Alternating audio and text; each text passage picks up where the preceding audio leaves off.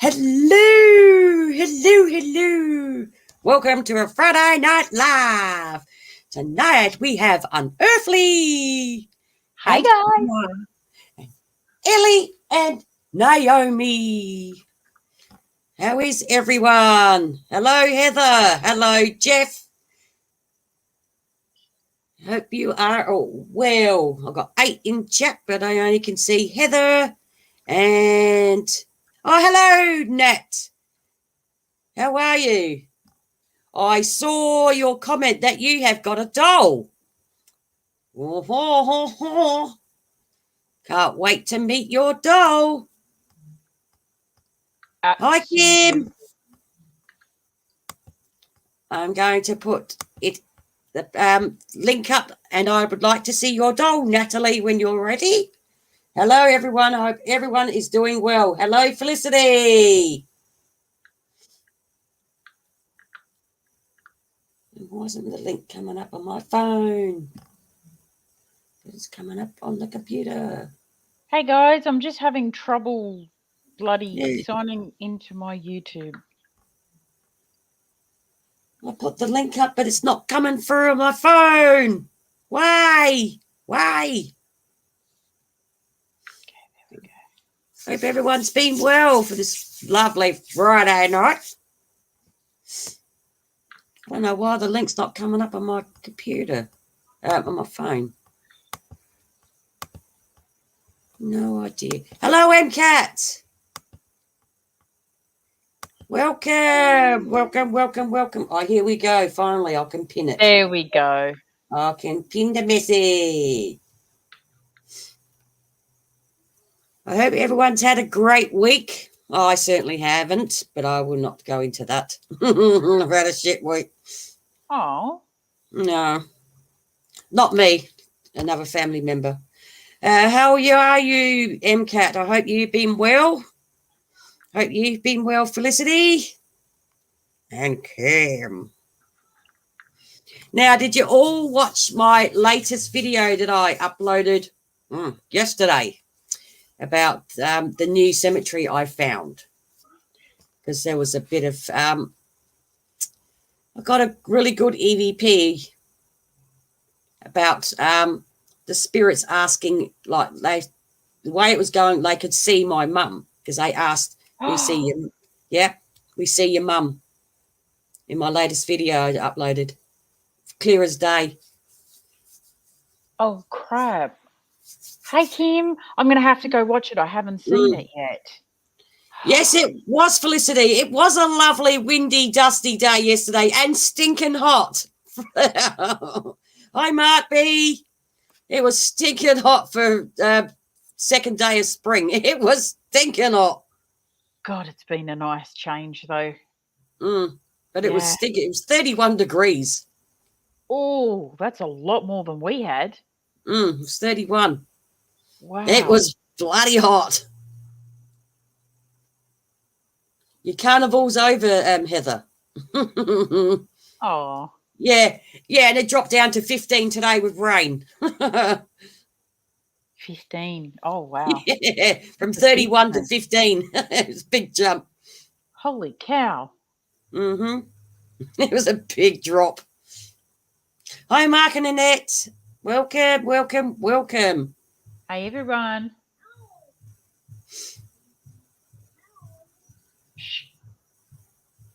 Mark B. Global warming is definitely happening. You're back to work after having 4 glorious weeks off, Heather. Yes. Yes, well, your comments are coming up, Jeff. They are. Hi, Jeff. Well, I hope you had a wonderful holiday, Heather. Holidays are never long enough. You might want to go back to work, Heather. Yeah. Oh, yay. Congrats, Mark and Annette.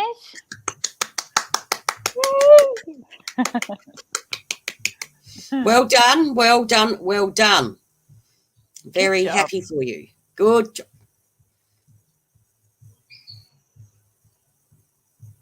Yeah, the floods in New York. Yep. Oh, yeah, I saw that on the news. That was shocking. Yeah, that's the worst part, eh, Heather? You go back to work, you be off for a month, and you go back to work, and it's like, yeah, yes, your seat's still got your bum mark still imprinted in it, even though you've been off for a month. That's the worst bit about it.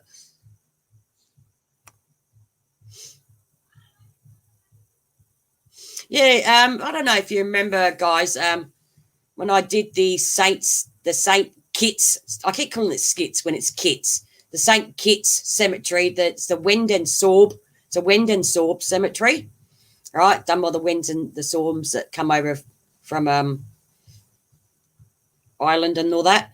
This lady contacts me today on Facebook asking, I go, who the hell's this? I go, I saw this message and I looked at it and I went, okay, who are you? And she goes, oh, I don't know if it's you or not, but did you just recently, about a month or so ago, post up about the St. Kitts, Sorb and Went Cemetery? And I went, yeah. She goes, are you in the Wend and Sorb Society? And I went, no. I said, I only go to cemeteries and document them and all that. She goes, oh. She goes, oh, would you like to come on the little walk-arounds? And I went, no. It's like to go to some Glynde Uniting Church in a Uniting Church in Glynde, and it's down that way, and going on their committee, the Wend and Sorbs, and I'm going, no, not really, love it. I said, I only go to cemeteries. I don't really looking for the Wend and Sorb community cemeteries. I said, it just happened to be there. She just goes, oh, okay. I'm getting on that. Probably trying to recruit. Yeah, for their committee, for the Wend and Sorb committee. And I'm going, society, and I'm going, nah, don't think so, lovey. That's not my cup of tea. If I was interested if I was interested in going into that type of society, like, because they do little picnicky things and go to them type of cemeteries, the Wend and Sorb cemeteries only, and they do little things there, and I'm going, well, I'll be there with me S-box and my camera and everything. I don't think you appreciate me walking around. They just like a society, Mark B. It's to do with the pioneers of South Australia, which were the Wendish and the Sorbs that come over from in the pioneer days. And there's a couple of cemeteries that I've been to which were associated with this, the Wend and Sorbs. And so, like, they come from, like, Germany and stuff like that, and they come over to Australia, and they come to South Australia, and they build a community. And certain cemeteries that I went to are like the Wend and the Sorb designated, like, that's their cemeteries. It's like a Lutheran, and that's their cemeteries, because I did one at Rosedale and one at St. Kitts, which is the Wend Sorbs. Hi, Steph. My God, Steph, don't you be asleep. And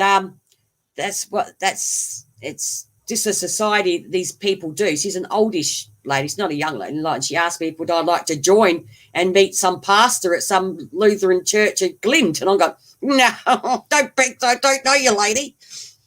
Yeah, it sounds like they were trying to recruit you more for the church than the society. Me go to church. Not happening. Because I still haven't heard back from the Headstone Project guy yet. He's been that busy. Yeah. It's probably like what would happen there with the Rookwood. They have like a society which is designated to like a certain thing, where this one was like the Wends and the Sorbs that were involved in the Barossa Valley district, like Rosedale Cemetery and the St. Kitts, and there's a couple of others, but I've only seen two so far, but there is more around the Barossa Valley, because they come. That's how the Barossa Valley was formed, was through the German settlement. So, yeah. I think the only cemetery I've kind of seen that in recent times was Hall Cemetery, which was on the outskirts of Canberra, where the little boy ghost was. they had a stone there, and they had all the family names on because it was pioneer families. Yeah. Yeah, and they had a society. Yeah, and that's what. Yeah, she just contacted me on Facebook thing asking would I like to join her society, and I'm like, no, I don't think. Just as long as they're not witches and warlocks. No, she was like just like a what do you call it? A volunteer society that goes around to Windsor cemeteries and find their ancestors and stuff like that. She thought I was looking for an ancestor or something because she saw the St. Kitts, and I just posted up pictures on Facebook, Cemeteries of South Australia, and on Google Maps. And she probably found me through the Cemeteries of South Australia when I posted up pictures because some people have been there, but a lot of people that, as Mark and Annette said, they thought they couldn't go into the cemetery because it's got like a private residence, which is the original church, and it's like a big white gate at the front. And as Mark and Annette said, when they asked me, they said that they didn't think they could go in, which I just opened the gate and just freaking drove in anyway.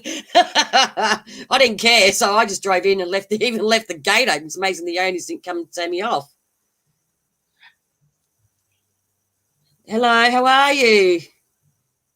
Crow eater. Good old Adelaide Crows. Good old Adelaide Crows.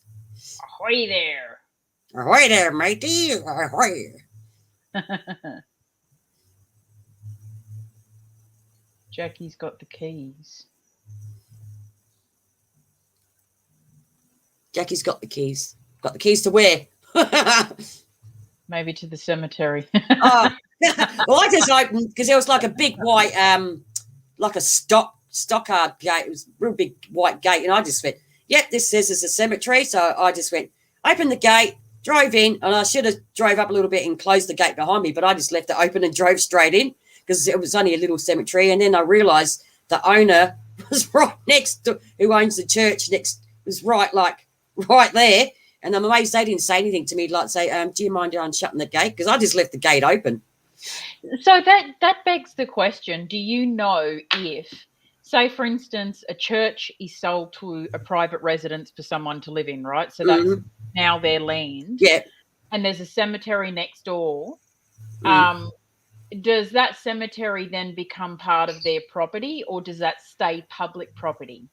Depends on, like, because there's a church here called Church on the Hill, or Cemetery on the Hill, and that's at O'Halloran Hill. Now, they bought the church, but they actually, because the cemetery's right there, where's the church, and the cemetery's right there near the church, literally right next to the church. So they actually they had to have they bought the church and they had to buy the land, but they can't do anything with the cemetery. Okay.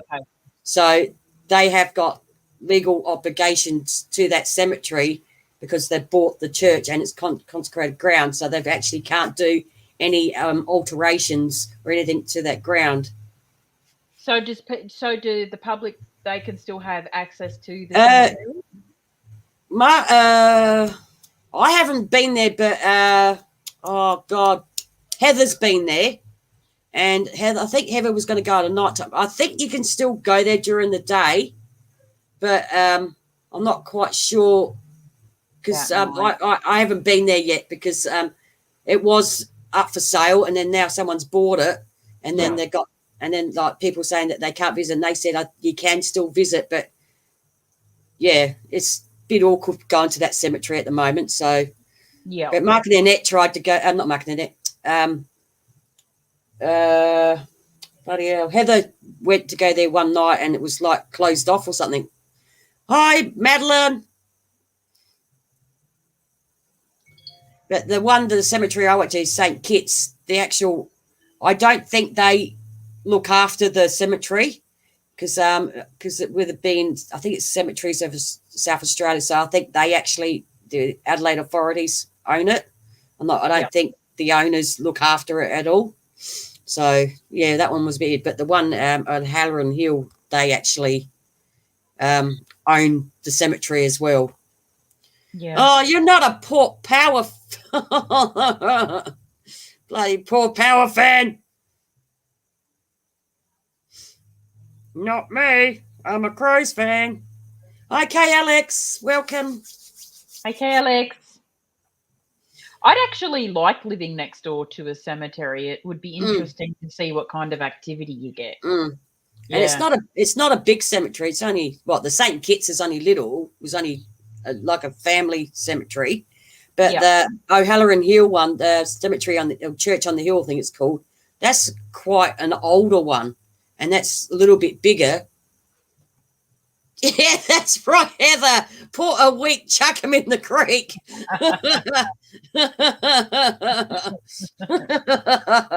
But yeah, the O'Halloran Hill one, I have looked it up, but I've never been there because it was just too much rigmarole when they had the property up for sale, when they had the church up for sale. You never change your spot. Yeah, well, like me, I like the Crows, and you like Port Power. I'm not a Port Power supporter. Never have been. Never will be.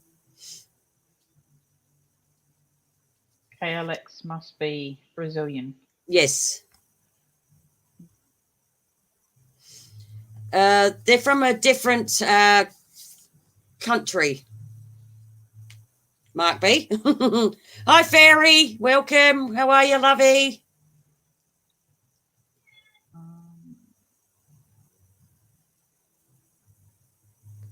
Mate, it was only 2 years ago that the Crows and Port were in reverse. That's true. That's all right, Heather. That's okay. They're all right. Just that they don't speak, can't write English.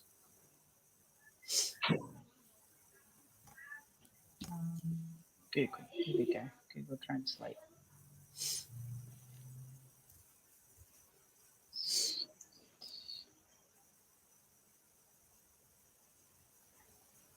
And Kim doesn't like sports, full stop.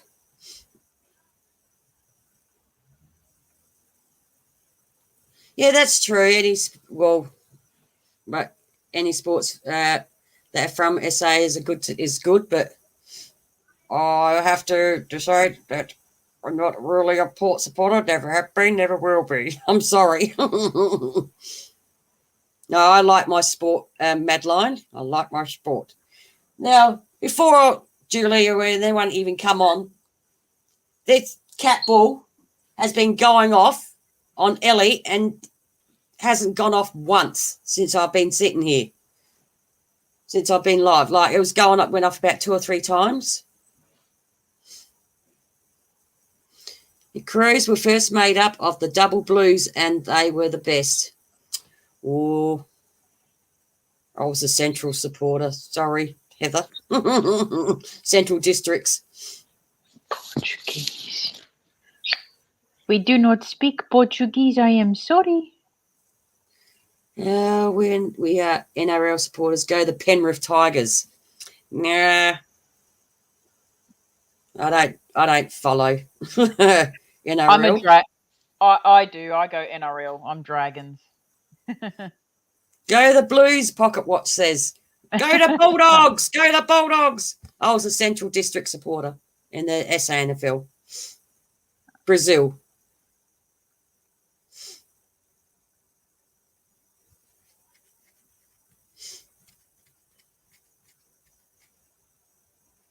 Double blues all the way to the flag. Yeah, probably. Jeff goes for the Bulldogs.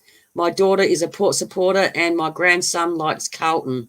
Oh, wow, you got a great mix, Madeline. Yes, Sturt and Centrals are enemies. Correct. Always have been. Now, I was a train driver in Sydney doing interstate trains and now mad Parramatta supporter.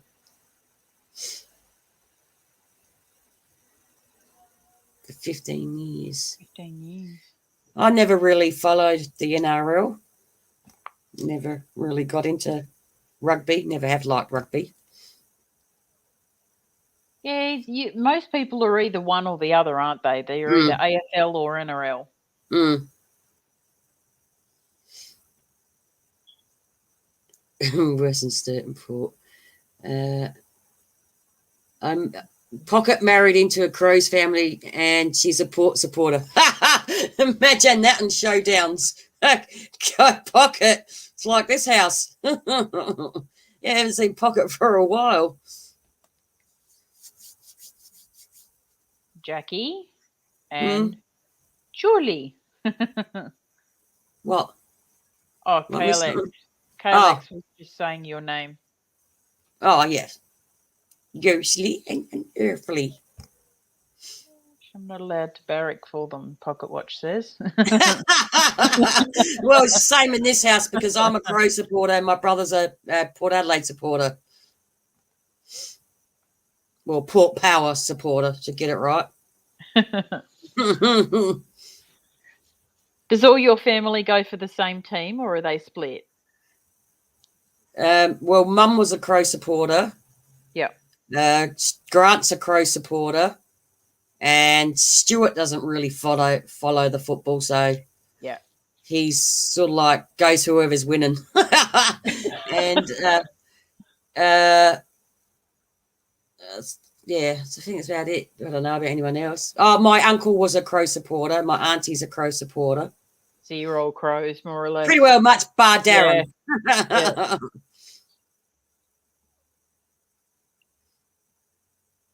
Okay, played for Central District Colts as a winger when they looked like a greyhound. Skinny thing running around the field. Wind did blow and blow you across the touchline. Oh, your wife's not very well. Oh, wow. I hope she's feeling a little bit better. Yeah, me too. Hope she's feeling Yeah, better. I've been unwell because I as people had the cortisone injection last Thursday, and then I just got sick after. I got really sick after it.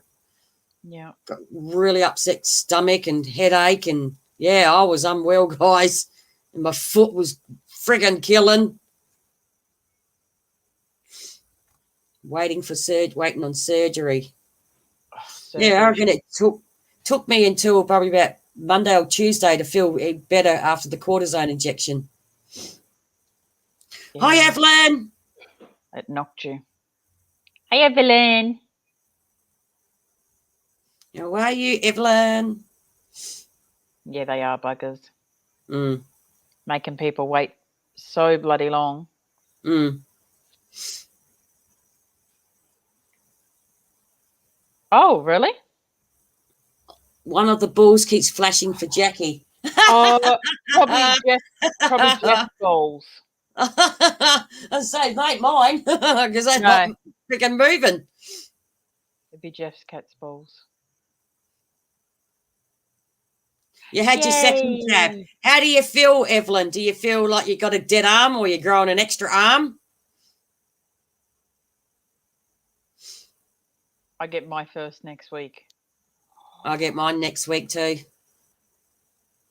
Next Saturday. Oh, is it Saturday? I'll go next Saturday. Oh yeah, it is, because mine's Tuesday. Yeah, I keep forgetting about that.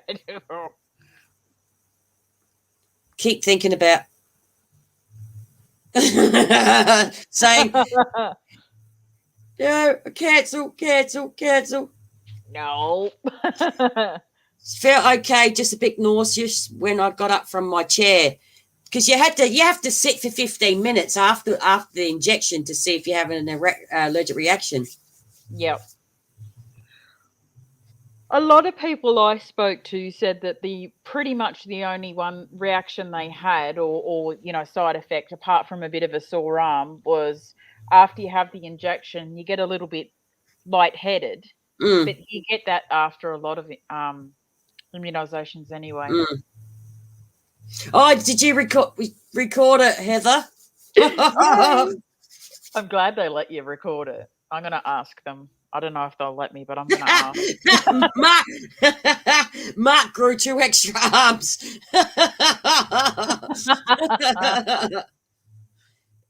Jeff got a 2-week reaction. Support your body when you get the jab. Double the dose of vitamin D and vitamin D you take and vitamin C, and you should be okay. What about if you don't have any? I don't have vitamin D or vitamin C. I have vitamin C, so I'll start taking that. 2-week reaction. What's that, Jeff?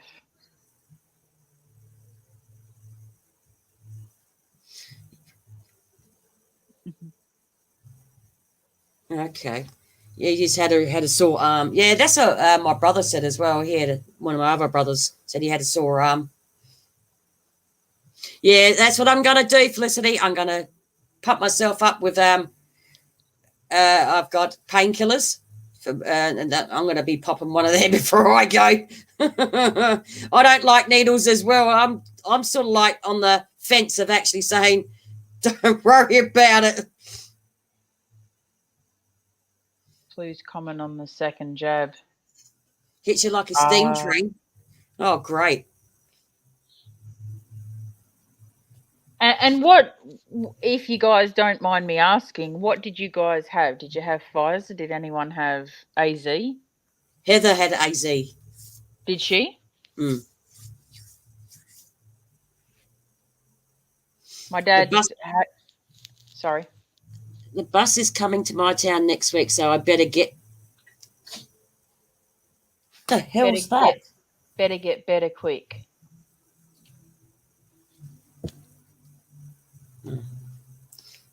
Yeah. I had my first year. Pfizer health workers only have...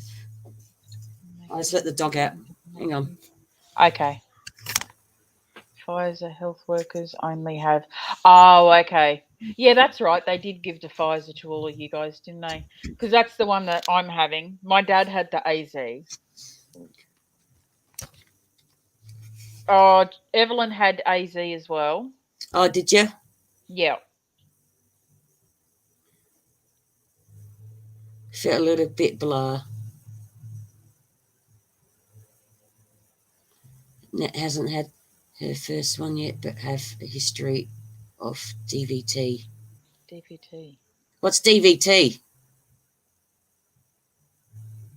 Fairy had Astra. Yeah, that's what I like about it, Jeff. You know, you don't have to wait too long between, and yeah. Secondary. Need a booster after 6 months. Oh, great. I don't know if I... Oh, God. Deep vein thrombosis. Yep.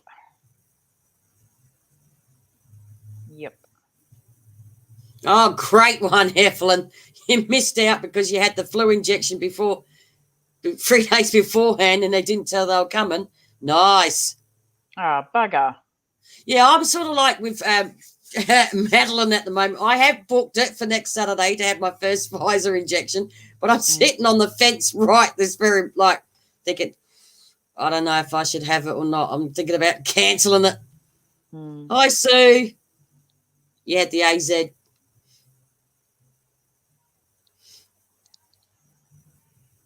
No, I'm going ahead and doing mine. Definitely. Yep. Yeah, I'm on the fence because I'm not really a needle person. Just don't look at it. Take a stress ball for the other hand. Yeah, pop the bastard in my hand. Talk to me on the phone. I'll talk you through it.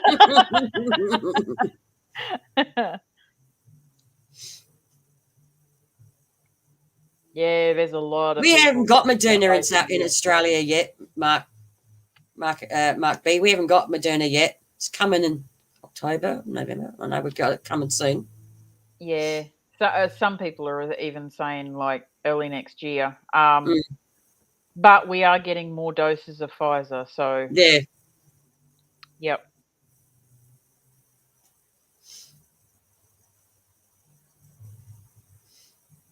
Yeah, that's true, Felicity, because they had a brewery, a wine place in South Australia, bird in the hand, and they're going to not allow people in if you haven't had the two jab dose.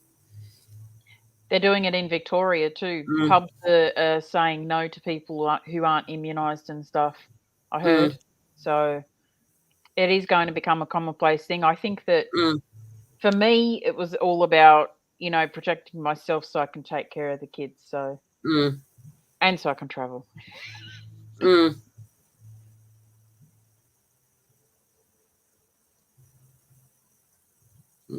Some people haven't had side effects. Yeah, some people haven't had side effects. Some people have. Some people say they get sore arm.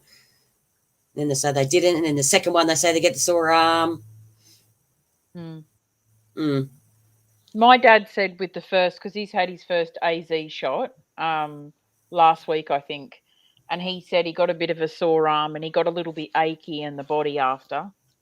But other than that, he was okay. So.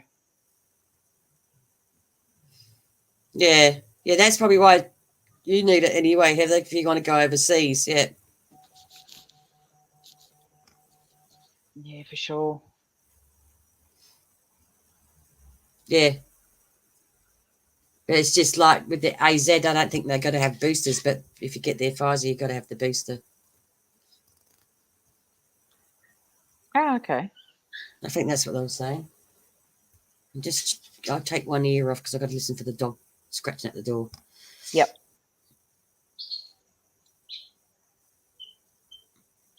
We were told first by September, second by October. Yeah, at the door. I knew it was. Yeah.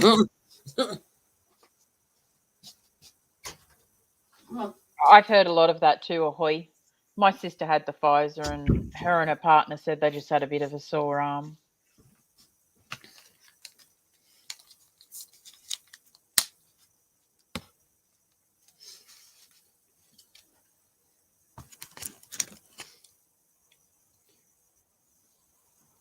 Yeah, people got to have a choice.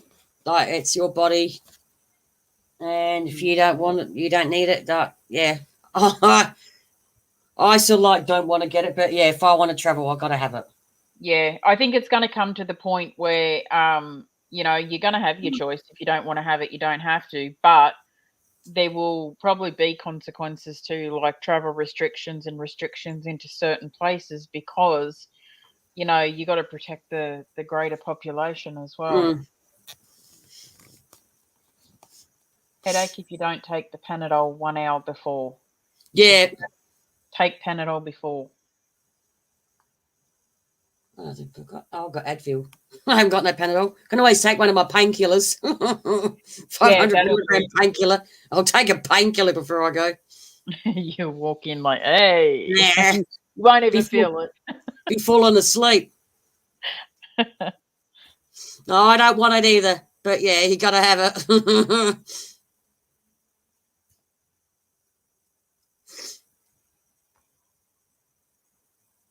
I said that to Ahoy. I said, I won't take the AZ, but I'll take the Pfizer.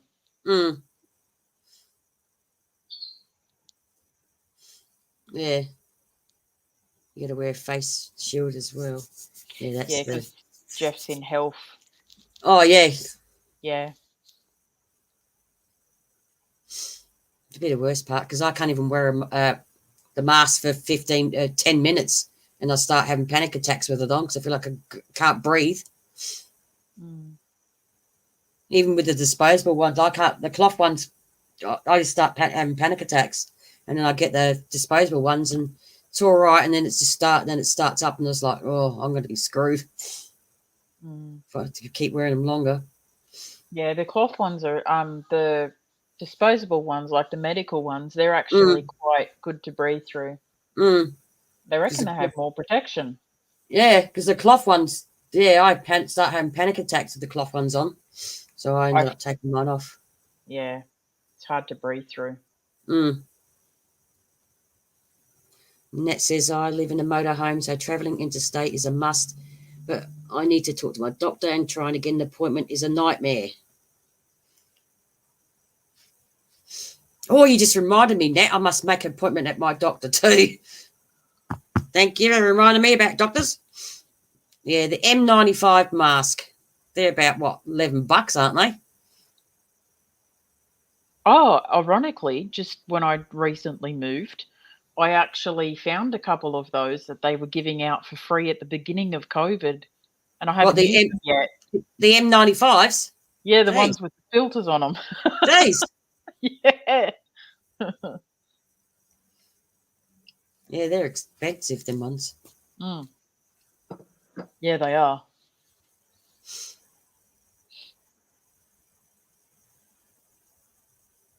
I like wearing a mask. Need to for my health.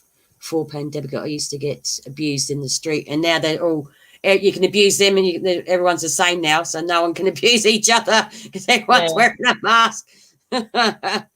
It's ironic, isn't it? Years ago, we were like pointing out, in China and stuff when they used to wear the mask, and we're like, why are they doing that? And now it's normal. This is normal. But Yeah. we're trying to push to our mask mandate to get lifted in South Australia. But yeah.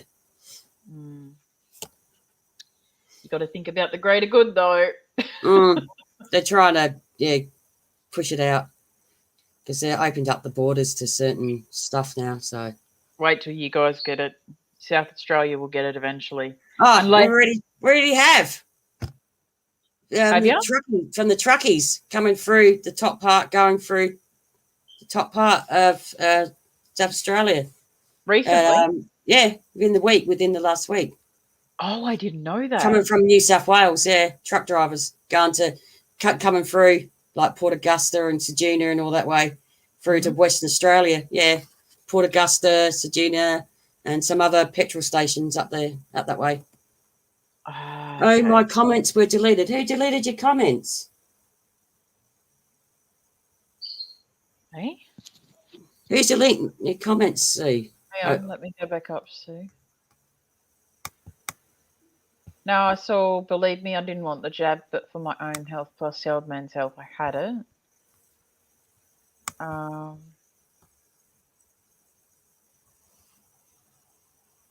Had the AstraZeneca, can't spell it. Heil. It might be a YouTube thing. I haven't touched it. I can see them. Yeah, I can see it. Do you think kids should be vaccinated? Honestly, my son is about to turn 12 and he has health complications, including severe asthma that he's had most of his life. And I will be looking into whether they're giving the 12-year-olds the jab yet. And if they are, he will be getting it to protect himself. That's my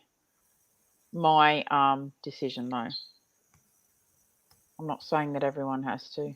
Yeah, I can see Sue's comments as well. Yeah, I can see them, Sue.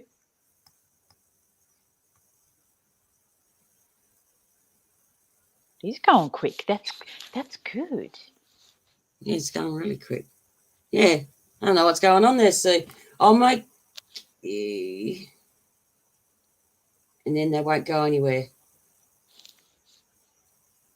At the top of the chat, it's got top chat with the down arrow, and there's also a live chat. If you put it onto live chat, maybe it's on top chat and it's not showing them all for some reason. Don't know. We can see them though. I can see him here. Yeah. Must be just... unless it's a YouTube thing and certain words you might be saying and they're deleting it. I don't know idea. I don't know idea.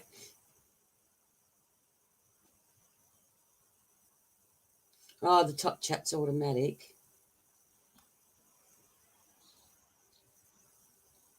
Yeah. I don't know, Sue. I don't know. I don't know what's going on with there. Yes, Nat. When are you coming up with your doll, Nat? I have pinned the StreamYard link up the top there. You can just click on it, turn on it on, and we get to see if your doll is male or female and what it is called.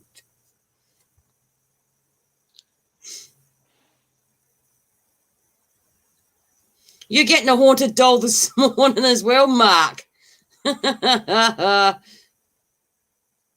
Mark B's getting a haunted doll.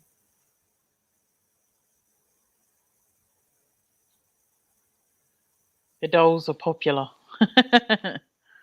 You had Can't wait to see her. Reason beef just burped the garlic and white wine. Oh no. Her name is Lucy. Oh. Like the name. Lucy Lou.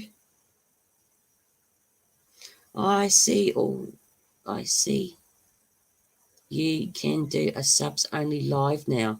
Yes, I have seen that. Yes. I haven't seen that. Yes. Felicity wants a Chucky doll. You don't have to show your face, Nat. You just got to show the doll and just talk. Yeah, just put the camera on. Just like Mark and Annette did with Ebony. Just put the doll up and say, yep, this is Ebony, this is blah, blah, blah. Then click out. That's what she did. That's all I wanted. You don't have to show your face. Mark and Annette don't show themselves. And I just said, show me your doll. And they just put it up. Naomi put one up earlier. I bet she's beautiful, Nat. Mm. Lucy in the sky. Good song. Mm-hmm.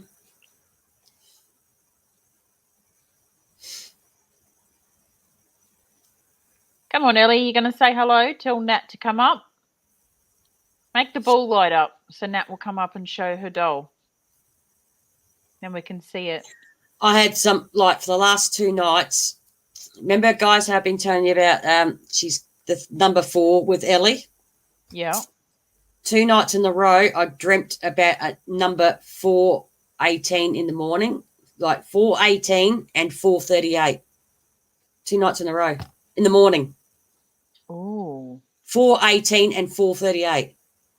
It's like I just like wake up, look at the clock, and it was 4:30 and it was 4:18, or wake up and look at the clock and it was 4:38.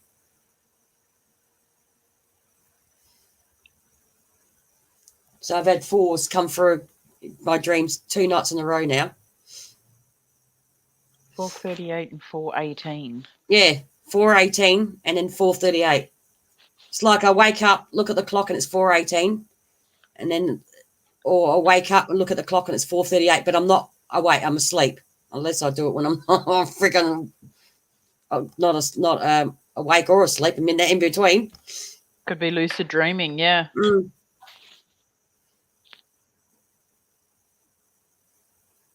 Yeah, I'd move the clock out of my bed. Yeah, it's not like I don't remember waking up, but I remember like 4:18, and then the next night was 4:38, and it's like I got up, looked at the clock, and went back to sleep, but I don't remember doing it. And it's so like, weird, and she's got a thing with the number 4, because they always said keep an eye on your dreams, and like last 2 nights, yeah, 4:18 and 4:38. It's like this was a bit weird. It was a bit weird. That is very much so. And I don't remember waking up to have a look at the clock because we had blackouts a couple of times yesterday. Yesterday. Or was it Wednesday? Yesterday. Wednesday. We had blackouts 3 times. Haunted clock. Yeah. It's like I actually physically looked at the clock when I don't remember doing it. Both nights. And 4:18 and 4:38. Exercise, more like turn the clock off.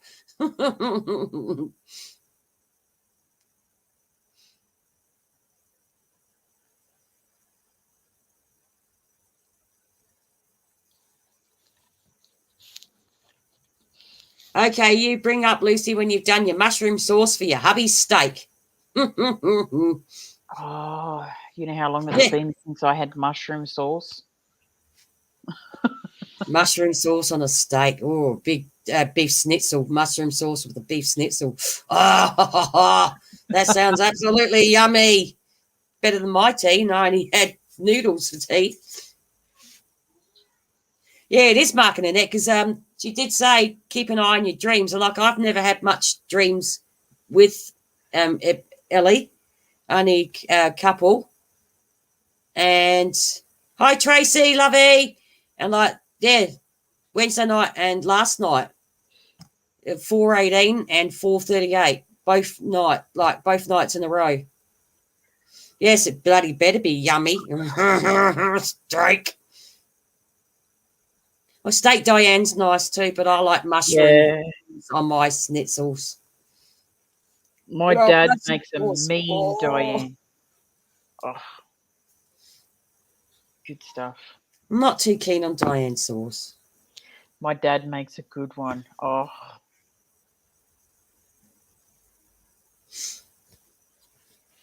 How you been, Tracy? Sorry I haven't watched your latest video, but I'll eventually get there because I've been unwell, so I've got a lot of videos to catch up on.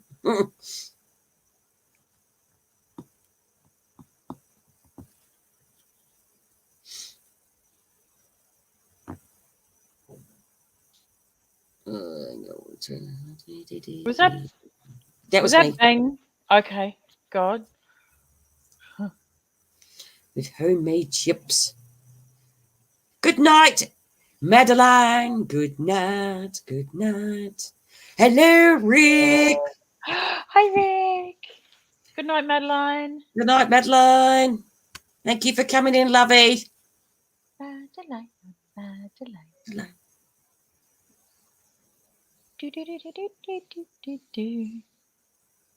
Yeah, they're not doing much, the girls tonight. They're just sitting back, just watching.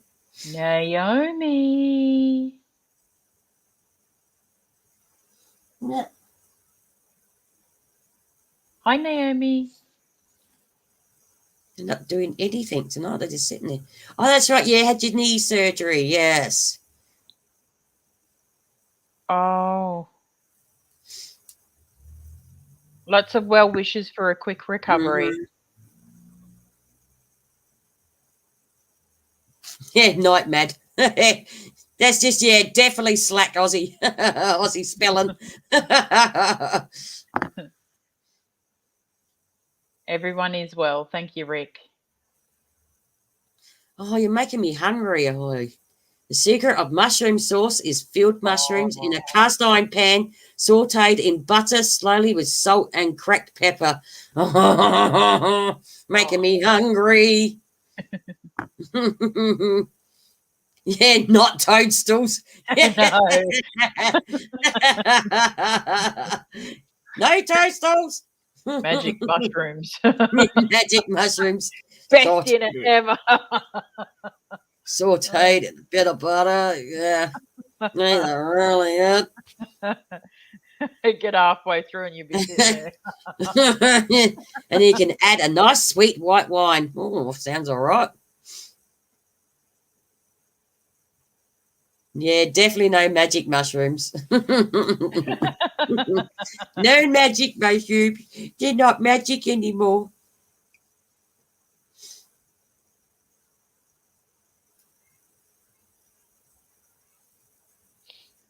Been there, done that. Oh my God, the gold toppers. Mushrooms. Oh, gold caps. Mushrooms. Mushrooms. Mushy, mushy, mushroom. 1982, Kangaroo Island. Oh, I even remembers. Kangaroo Island. Good old KI. I was like 2 years old. Hang on. I shouldn't be laughing because I wasn't that. Oh, how old would I have been? Hang on. I was 12. You were 12. 12 going on 13, starting high school in 1982. And the kangaroos dripping there.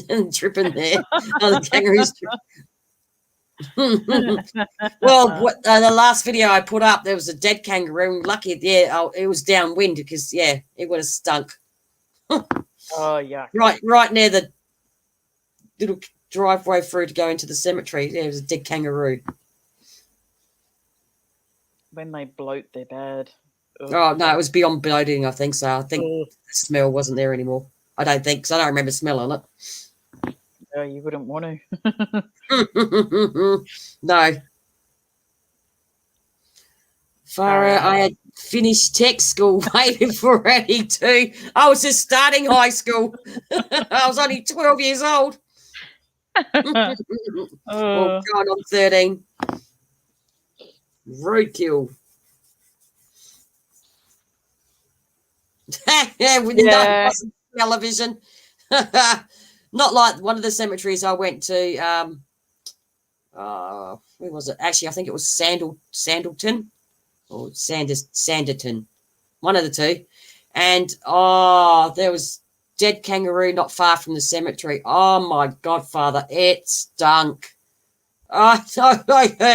It was terrible. It was just I was with mum then, and we're coming into the little driveway to the cemetery, and to the right, all you saw was his legs sticking up in the air, and there was a dead kangaroo there. And then just as you got into the cemetery and you look over the fence, there was another dead kangaroo. It stunk. And that glad I didn't have smell-o-vision. God, in 1978, God, I was only 9. You weren't invented. The twinkle in my daddy's eye. You weren't even a twinkle. Not even a twinkle.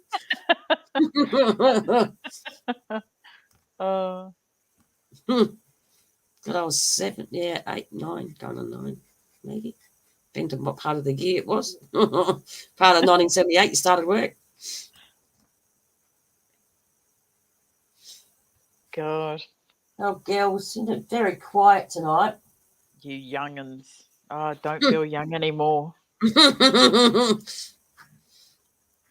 Rick was busy inventing in 1978.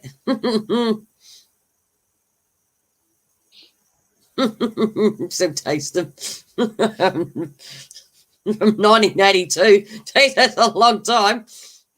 Inventing what exactly, Rick? Yes, Rick. What were you inventing?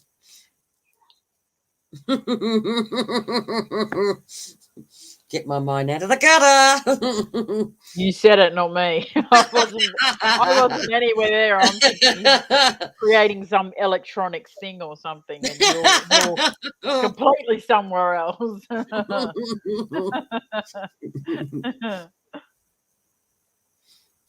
My mind's never in the gutter. It's always on the verge. No comment there. Okay, so Jackie was right.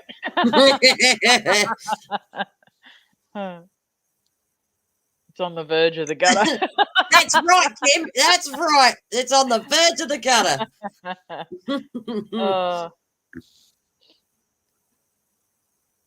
It's always on the verge. It's always on, just teetering off the edge of the verge into the gutter. Never in the gutter or down the sewage pipes either. Down the sewage drains. Just straight on the edge of the gutter. I can't wait for things to be back open again. Get out and just do stuff. Travel again. Yeah, weather's just been too crappy to video though lately. Yeah, the wind and that. It's been really windy, yeah. I'm always in the gutter. Kim, always in the gutter? Geez, I don't think so. You're not got a dirty mind, Kim. Get a haircut.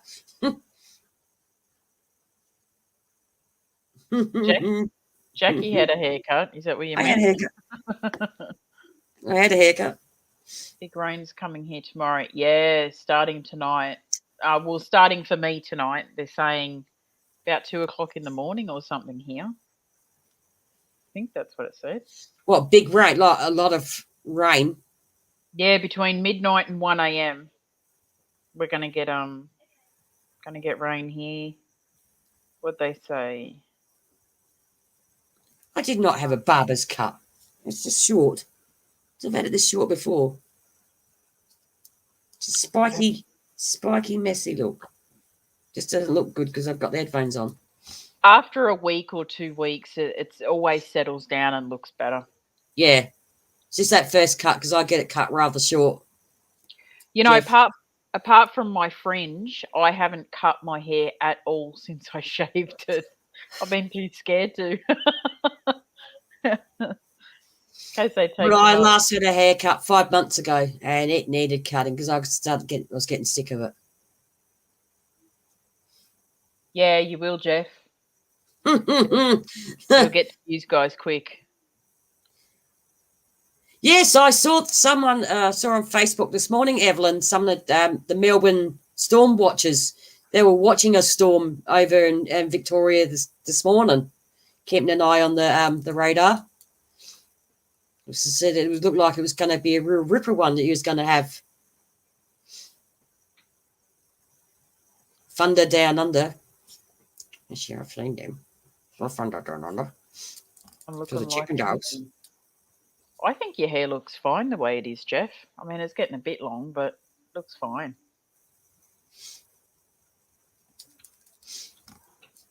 Thunderdome. Oh, that was a good movie. Yeah. Oh, I loved that movie. The only thing is, I got it stuck in my head now. Tina Turner singing it. Yeah, I got it in my head now. Beyond the Thunderdome. And Heather says, I cut my hair only the fringe insides, then I had it this long bit at the back that was so long it looked weird till someone pointed it out. I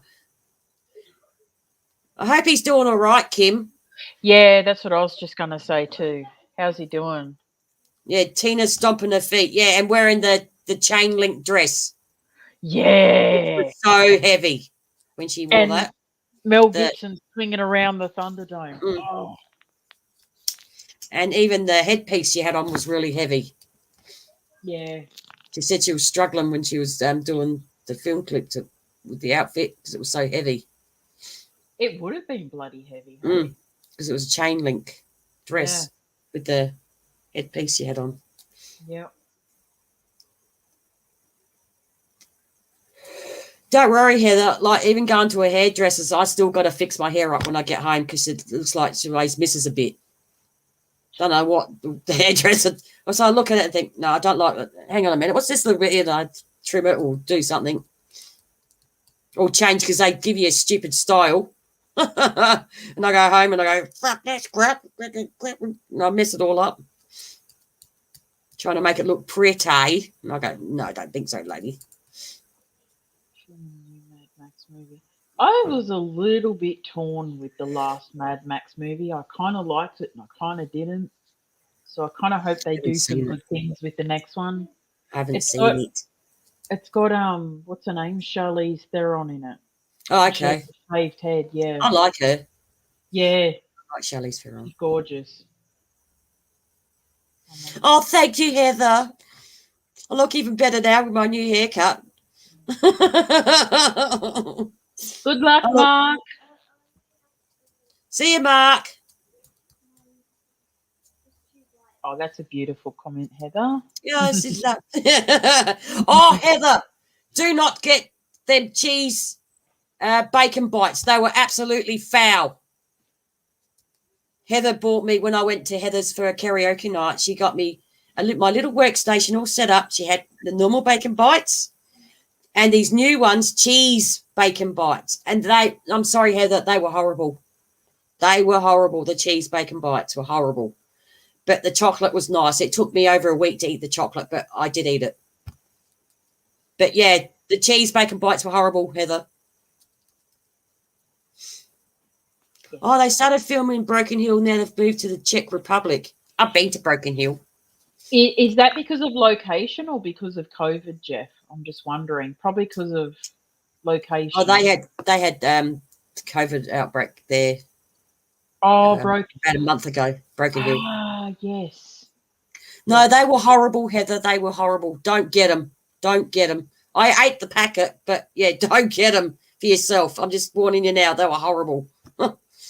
Because I had I had friends that lived in Broken Hill, and they knew Pro Heart quite well, and I met Pro Heart, and I went in the underground, one of the underground mines there. They did a tour, and they ended up having to leave because their daughter and grandchildren were getting lead poisoning. So, Oh God. and they had to move because of the area is so heavily tarred and lead. Yeah, they ended up having to move back to inner South Australia because they were getting lead poisoning. Holy cow. Mm. Yeah, bacon balls for Felicity and me, and they were shite.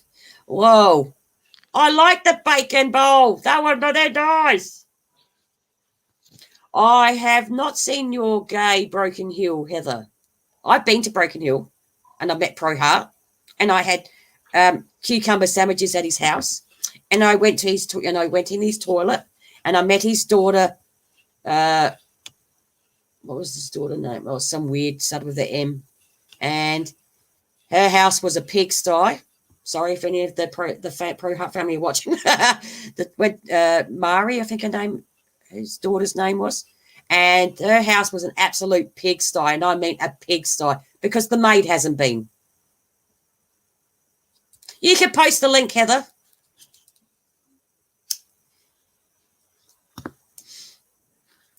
So, and I got to meet Pro Hart, went in his shed and got an autograph and a photo taken with Pro Hart. Yes, I got a autographed New Testament Bible and a picture artwork that he did for me.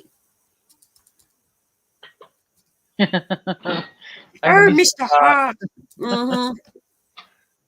I met him. It was a lovely bloke. Only a short ass, but yeah, he was a nice bloke. Saw his creations that he had and stuff like that. That hotel's on my bucket list. I've been to the hotel and I went to the mines there because they had a mine tour, and they got a park right next to the dam. I can't remember what it's called, but they called it Spider Park. Now I know why, because everywhere you look, there were golden orb spiders everywhere hanging out the trees. Well, that's lovely. That is. We'll be signing off. Are you going, Fairy? Thank you for coming in if you are going. Bye, Fairy. My friend has lost her son, so we'll be signing off. Oh, sorry to hear that. Oh, crap. I'm sorry, Fairy. Oh, hi, Annie. Hi, guys. I've been watching, just feeling depressed, so not very talking. That's fine, Annie. I know what them days are like. It's tough. Yes, the gallery is beautiful, and Silverton is beautiful too. He was a good artist, Felicity, and I got to meet him. Yeah, the good old golden orbs, and like the park it's like right near the dam that they have there and Broken Hill, and the whole park. My friend kept saying, "Be careful if you walk under trees." And I go, "Why?" She goes, "You'll find out." So everywhere you walked, there was golden orb spiders everywhere. I was like, I'm leaving. Nah. So get me out of here.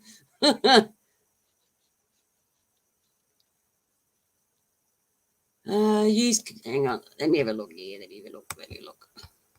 You guys need to go to Winini Station, 15 kilometres north of Yunta. There's a graveyard there. You work there? Well, I've got a list of places I want to go, and one of them, I don't know if it's up near Yunta, because that's a bit of a drive, Yunta. There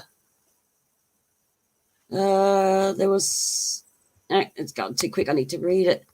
Oh, not Heather's. Sorry, Heather. The police officer was speared by an Aboriginal warrior. The station is the old police station. Okay. Yunta. I'm just trying to think. Oh, that's up going towards Broken Hill way, Yunta.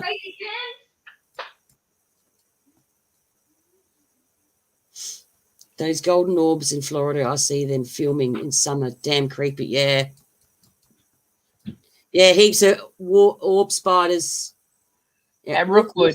Oh, no, I'm not going now. When we go to Rookwood and we go to see Jeff, you can see all the orb spiders, Jackie. Oh, no, you're right. That's Spider, like, give me snakes any day. Stick your bloody orb spiders up your clacker. Oh, no. I'd rather have Actually, snakes. Jeff said, Julie, I wonder if your jar is still there. I actually got a message on Instagram a couple of months after I left the jar there from a young lady from Sydney who found my jar. And she Oh. messaged me and she goes, oh, I found your jar. So what do I win? You win. Congratulations. Yeah. Thank you for finding it. Oh. Just don't walk in between trees. Oh, great. I'm not going now. I'm not No, going you'll to be right. I'm not Oh, going to Rookwood. I can you do snakes gotta anytime, see it. not golden orb spiders. It's like I've had huntsmen's. Like I've taken pictures of huntsmen's really close up, but golden orbs I just can't do golden orb spiders. Huntsmen's, bird spiders, everything else, but golden orbs. I don't know what it is.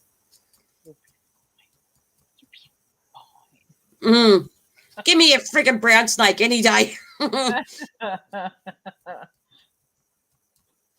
Okay.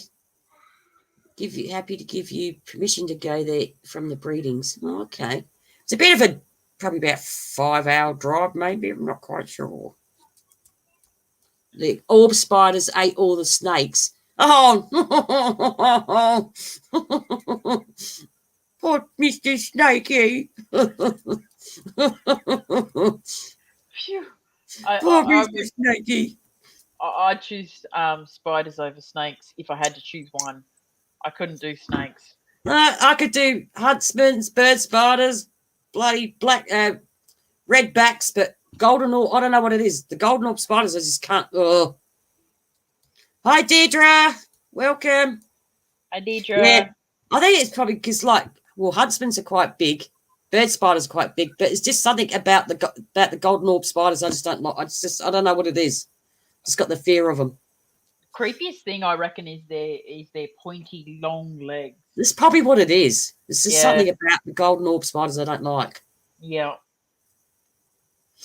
I hope you've been well, Deirdre.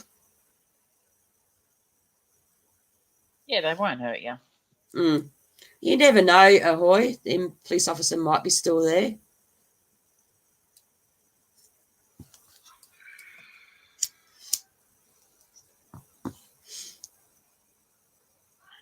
See, Felicity's with me. Oh, no. She's with me. I'll do as they a bit of a spider. Handling that is, yeah. No. And on all my cemetery investigations, I've only encountered Mr. Snakey twice. One was at Norton Cemetery and the other one was at Wallaroo. Yeah. That's the only time I've seen snakes. I've seen lizards, but I've only seen snakes twice. I couldn't handle them, either of them. I couldn't touch them. No way in the world. I'll be around none before none. Heflin's like, nope, I'm not having that. Spiders don't bother me. It's just the golden orb spider. I just don't like the golden orb spider. I don't know what it is with them. I just don't like their fangs and. Because I sit there and poke at trapdoor spiders. Ew. I poke a stick in the hole. There's hundreds of crows at Rookwood. Yeah, you probably won't want to be walking around there at the moment. Bloody, they're all sharpening their beaks. The bloody peckers all.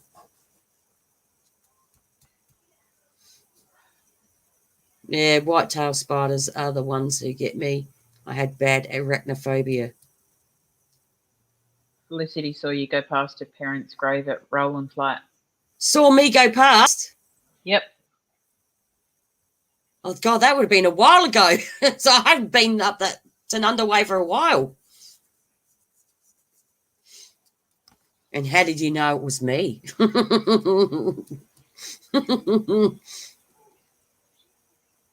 It adds to the atmosphere. I watched. What was that? What was that show when I was at your place, where they keep them in the jungle or whatever, and then they have to go and do Oh, missions? I'm a celebrity. Get me out of here. That's the one. And when they put them in those tunnels with Mm. the spiders and the creepy crawlies and that, oh, I couldn't watch that. Mm. Crawling over you. No, And the cockroaches. I'm fine. Thank you. Cockroaches would be fine. They wouldn't creep me out. Yeah, especially when the bit one of them put their head in, the bloody huntsman was sticking on his face. Oh, God, yes. Oh. Oh, no, Jeff. Oh. And I'm going to see what Jeff says. I've got to read it. A Oh, white no. tail bit one of the nurses. It was in her pajama pants and bit her on the butt. Oh, I should be laughing. Had a cheek, half her butt cheek removed. That's not good. I would just ask them to do half the other side as well and make it a bit smaller.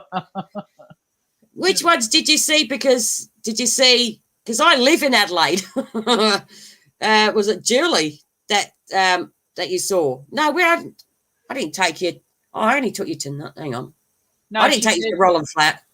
She said when you were Adelaide, so before you were Ghost. Oh, when I was Ghost Hunter Adelaide. Oh, Cemetery Hunter Adelaide. Yeah. Cemetery Hunter Adelaide. Yeah.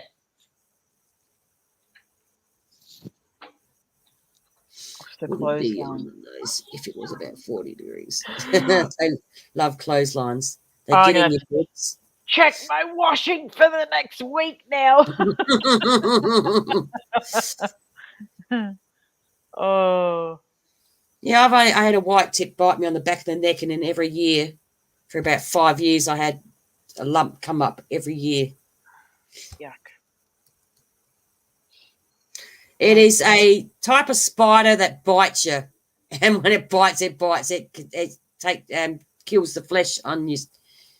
When it bites you, Deirdre, they're called white-tailed spiders. It's a white tip.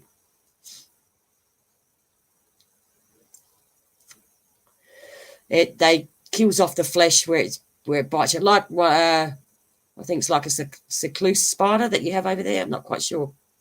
Brown recluse. That's it, recluse. Yeah, and they jump at you. Yeah, there it is. That's a white tip. That's the little sucker there. Mm-hmm. Yeah. Yeah. And Annie's saying she had white tips in her house again. It's been 1 year and 4 days since I was bitten. We're waiting for the baby magpies. The parents introduce me to every year. Oh, what is that? Is that when they're pecking the crapper out of you, Felicity? Waiting for the baby magpies, the parents introduce, unless they come up and they show you, unless they're friendly. Yeah, you got a white-tailed deer. Yep.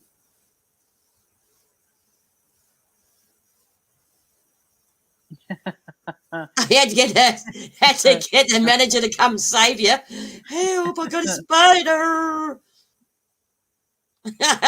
Yeah, rings a hubby. Go get me a good spider in this kid to motor home. Felicity said there's a trucker in here. Oh, that's probably MCAT. I don't know if MCAT's still here. No, I think he's gone. He was here in the beginning, but I don't think he's still here now. Yeah, MCAT drives. He's a truck driver in the States. Yeah. Oh, you feed him. Okay. Feed the Maggie. Feed the magpies. Yeah, it's MCAT. He's probably gone out again. Yeah. Ahoy there. Ahoy. Who lives in a pineapple under the sea? SpongeBob SquarePants.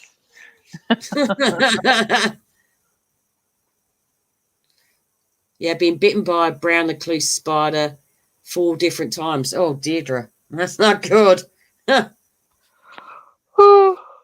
You're a Bugger road that. train driver for 40 years. My brother drives. One of my brothers is a truck driver as well. My dad used to be. He's But actually applied for a new job for toll because he used to work for oh god, place over in Port Adelaide. Can't think of the name now. what kind of trucks did he drive? Was it He produce, just mail? no. He's used to do a lot of concrete deliveries and stuff Oh, like that. okay.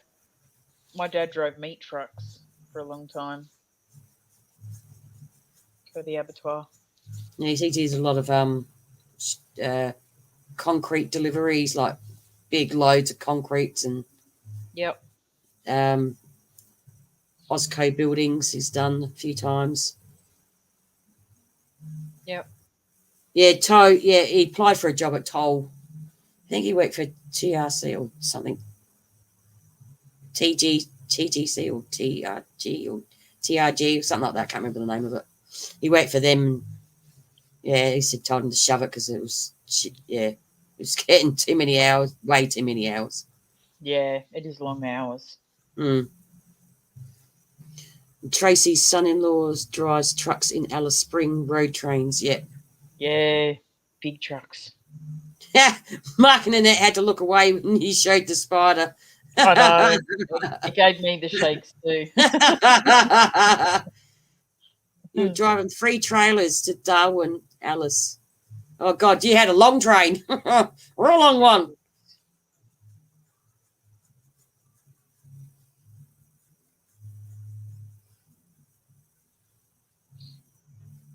I think my brother's like B double.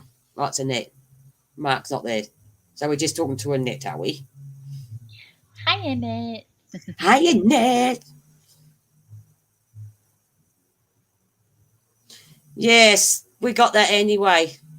We have that too, Deidre. We got that happening as well.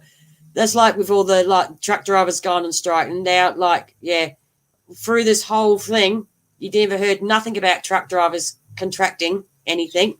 But now, as soon as they did this stockade, now every time there's a case, it's blamed on the truck drivers. It's just all of a sudden truck driver. And like for the last 18 months, you never heard anything about truck drivers contracting it. That's what's getting me.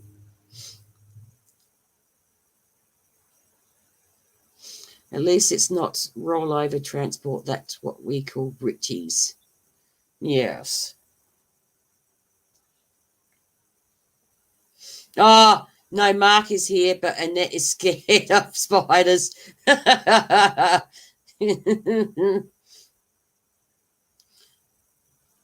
We worked at Curris Dam Gold Mines, 5 trailer, 230 triaxle, 700 horsepower, Cummins, Kenworth. Oh, I think my younger brother would like you. He's a truck driver.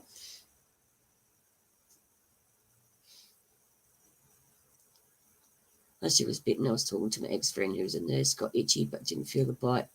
So the next day my arm had tennis ball size abscess. Jesus.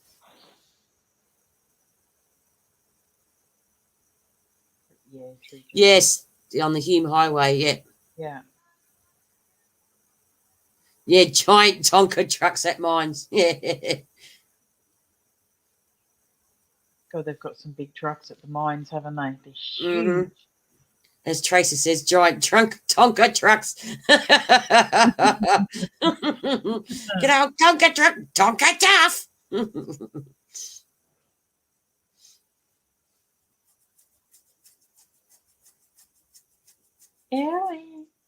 Yeah, I don't know how my ex-sister-in-law is going to be going because she's supposed to be moving to Townsville. She left today, so she's going up through the Northern Territory way. Have fun.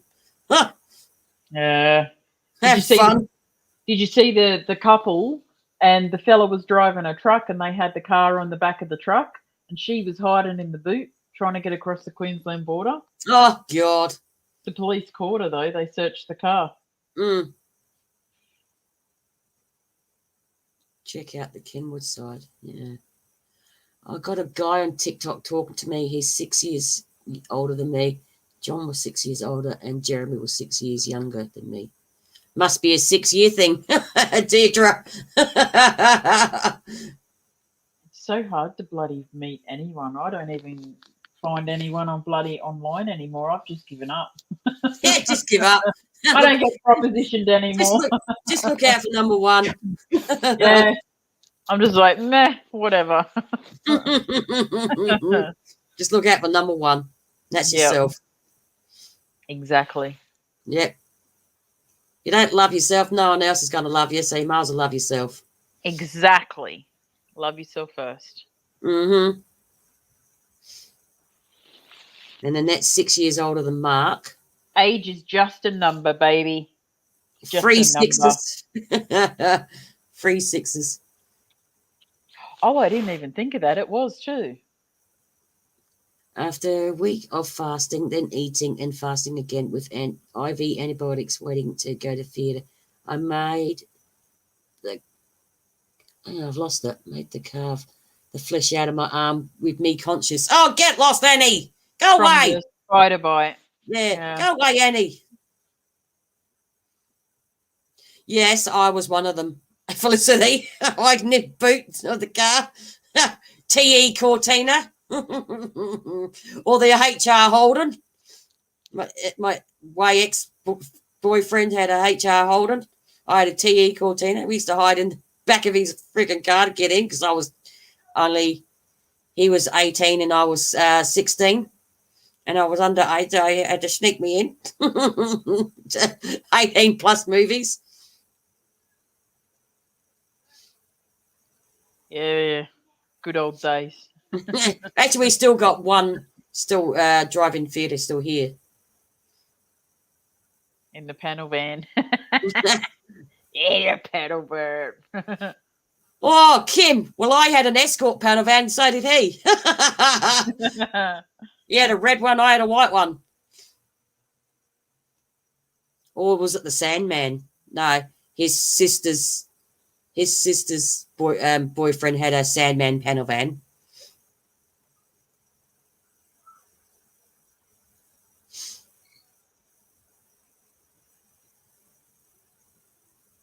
Oh, it was only about an inch deep and 2 inches wide in each direction. They gave me a local anaesthetic. Oh, God. Bad enough when I just had the bloody cortisone injection in my foot. That was bad enough. Let alone sit there watching that. No, thanks. Nah. No, thanks. No, thank you. Good old days. Good old days. Go outside and play with the hose, and when your trampoline rips, you make hammocks. We made hammocks out of our trampoline when it ripped down the middle, and just swing there and swing on the clothesline till she falls over. And oh man, until it snaps. We did that at our old house. Yeah, because I had a swimming pool, and the Hills hoist was near the swimming pool, and the boys, when they were younger, because I got younger brothers, the twins, I used to spin them around, and they had to spin off and land into the pool. I don't know how many times the pool collapsed on us, but yeah, because it was that galvanized iron type pool with the liner. Yeah, that's what we had too. Yeah. In the 50s, I was sucked out of 7 caravans, flat shut windows. In 50 years, I've sucked out about 7 caravans, flat shut windows. Got this a snow alert. Shut your windows when you're traveling, because the road trains when they go past. Yeah. Yeah.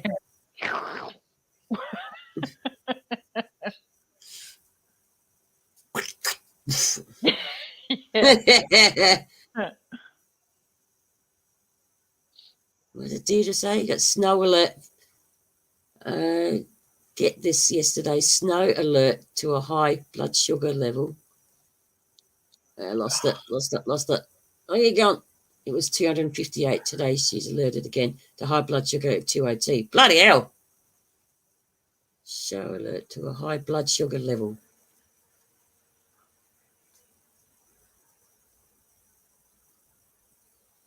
Yeah, Mum used to tell us off as well until he snapped one of them.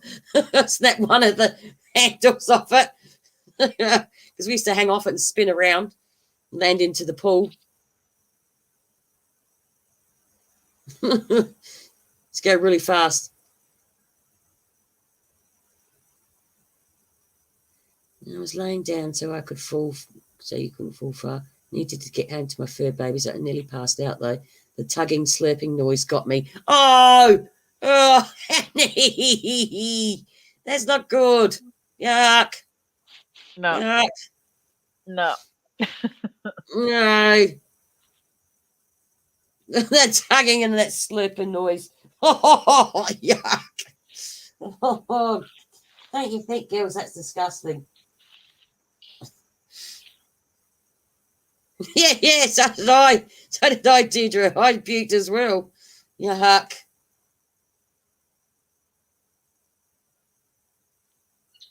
That is disgusting. That is absolutely disgusting.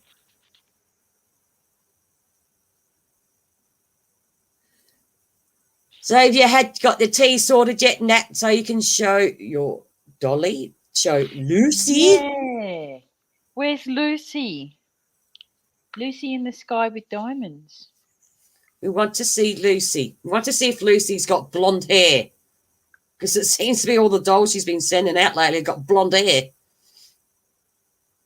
Oh, maybe she's a redhead.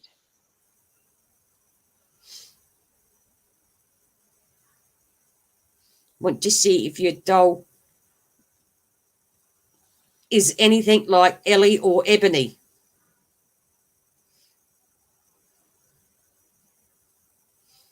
Mine's doing quite well. Well, she's not doing much lately, except for giving me dreams about number 4 the last 2 nights, Tracy. But she hasn't really done much. I took Naomi out on a cemetery investigation, about a month ago, which has gone like probably about 5 months down the track to edit. But yeah, I took Naomi out and took her to a cemetery, Palmer Cemetery. And I took took both of them out to Yulee Cemetery when I met Ghost Girls there. But other than that, they haven't really done much in the last, yeah. Oh, look! Hi. I've seen that doll. Good night, baby. She's beautiful. Oh. Hi. Hi. Push your face up a bit closer. Oh. There you go. So this is Lucy.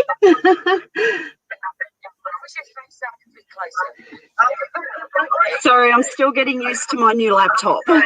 Yeah, you have to mute your YouTube channel. Okay, I'm not quite sure what I'm doing. You click on it and then you press the right button on your thing and it will mute it. Right? Oh, okay. Yeah, there you go. And then you can just remember to put it back in when you finish.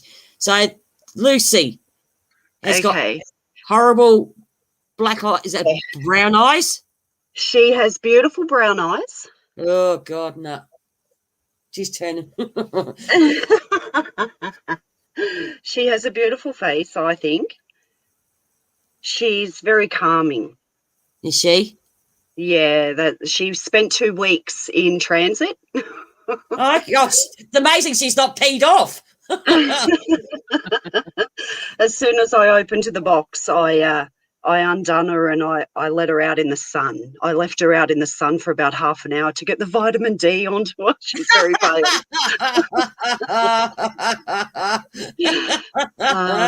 But she even has little shoes on as well.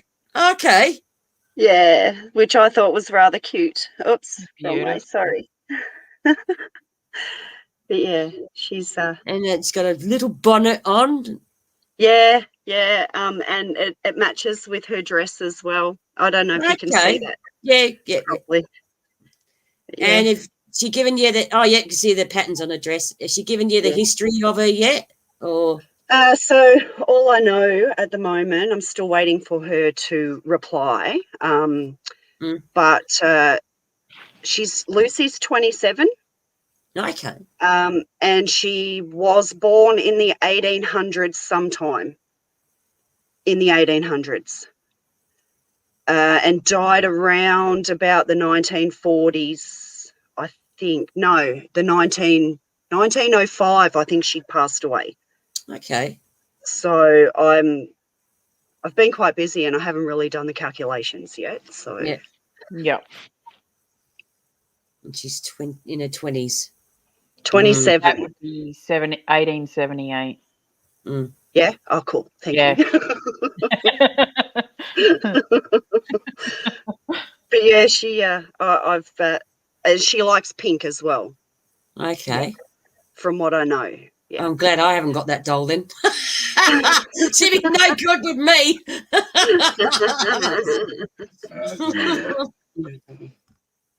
Love you. Good night. Ben's off to bed. Good night, Ben.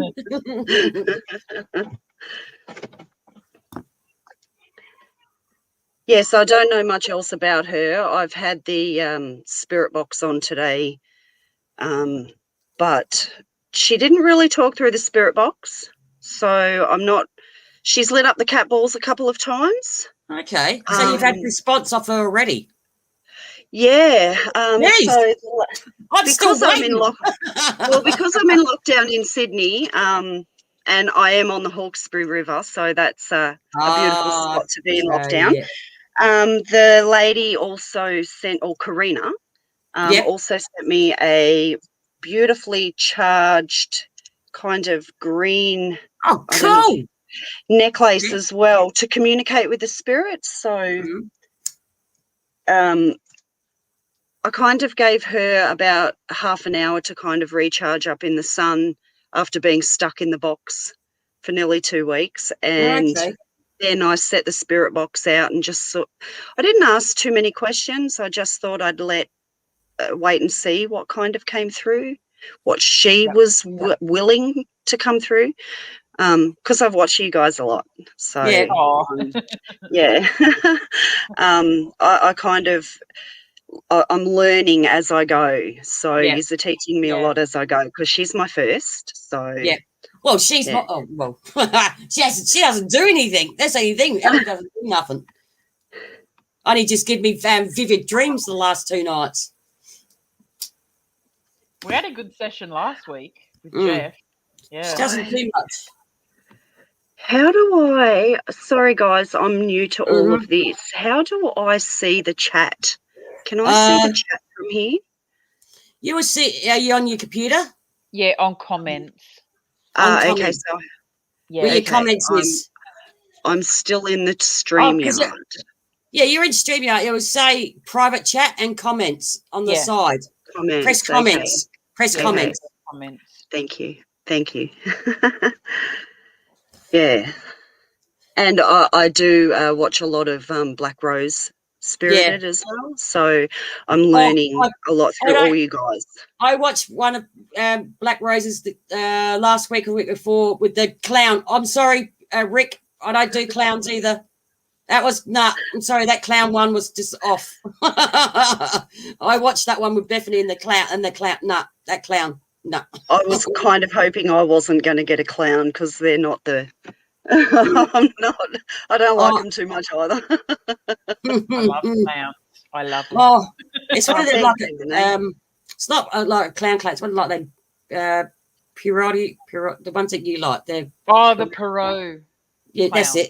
Yeah, I think it's called Perot or something like that. Yeah, I didn't like that clown one. I didn't like. I'm sorry, I didn't like. I'm not a clown. Oh, that creeped me out. Yeah, I don't do well with clowns and spiders.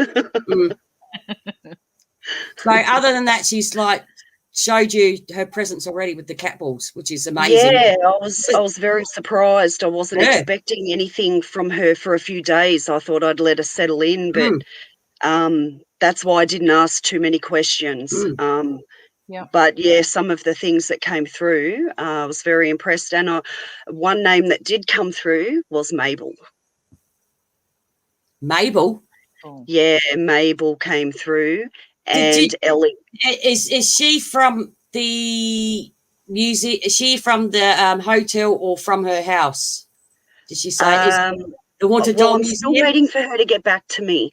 Okay. Because I said, is there anything else I should know about Lucy?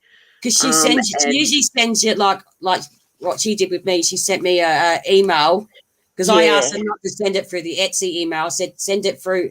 Like I gave her my email address and I said, can you please give me her background information on to my this email address, because I couldn't be bothered keep going back to Etsy to find the email. Yeah, no. Well, all I know is what she sent me on the card as well. Yes. And yeah, I sent her an email and asked her, is there anything else I should know? But one thing that did come through, well, it came through about 3 times actually, was campfire. Yeah. And that's actually quite relevant because I cook a lot on the open fire with cast iron and things like that. So pretty much every night I cook out on the open fire. So that was quite relevant to me, and I thought, oh, that's lovely. And then I went back to the postcard that Karina sent me, and at the bottom of it, it said she's very happy to go to your home. And I thought, she likes the fire, the cooking on the open fire. Yeah, campfire came through 3 times, and I was very happy with that. So that's a good sign. Yeah. That's good. I've been excited. As soon as Jackie put the live up this afternoon, I was straight onto it. I was like, I can't wait to show you. Yeah, I saw that comment.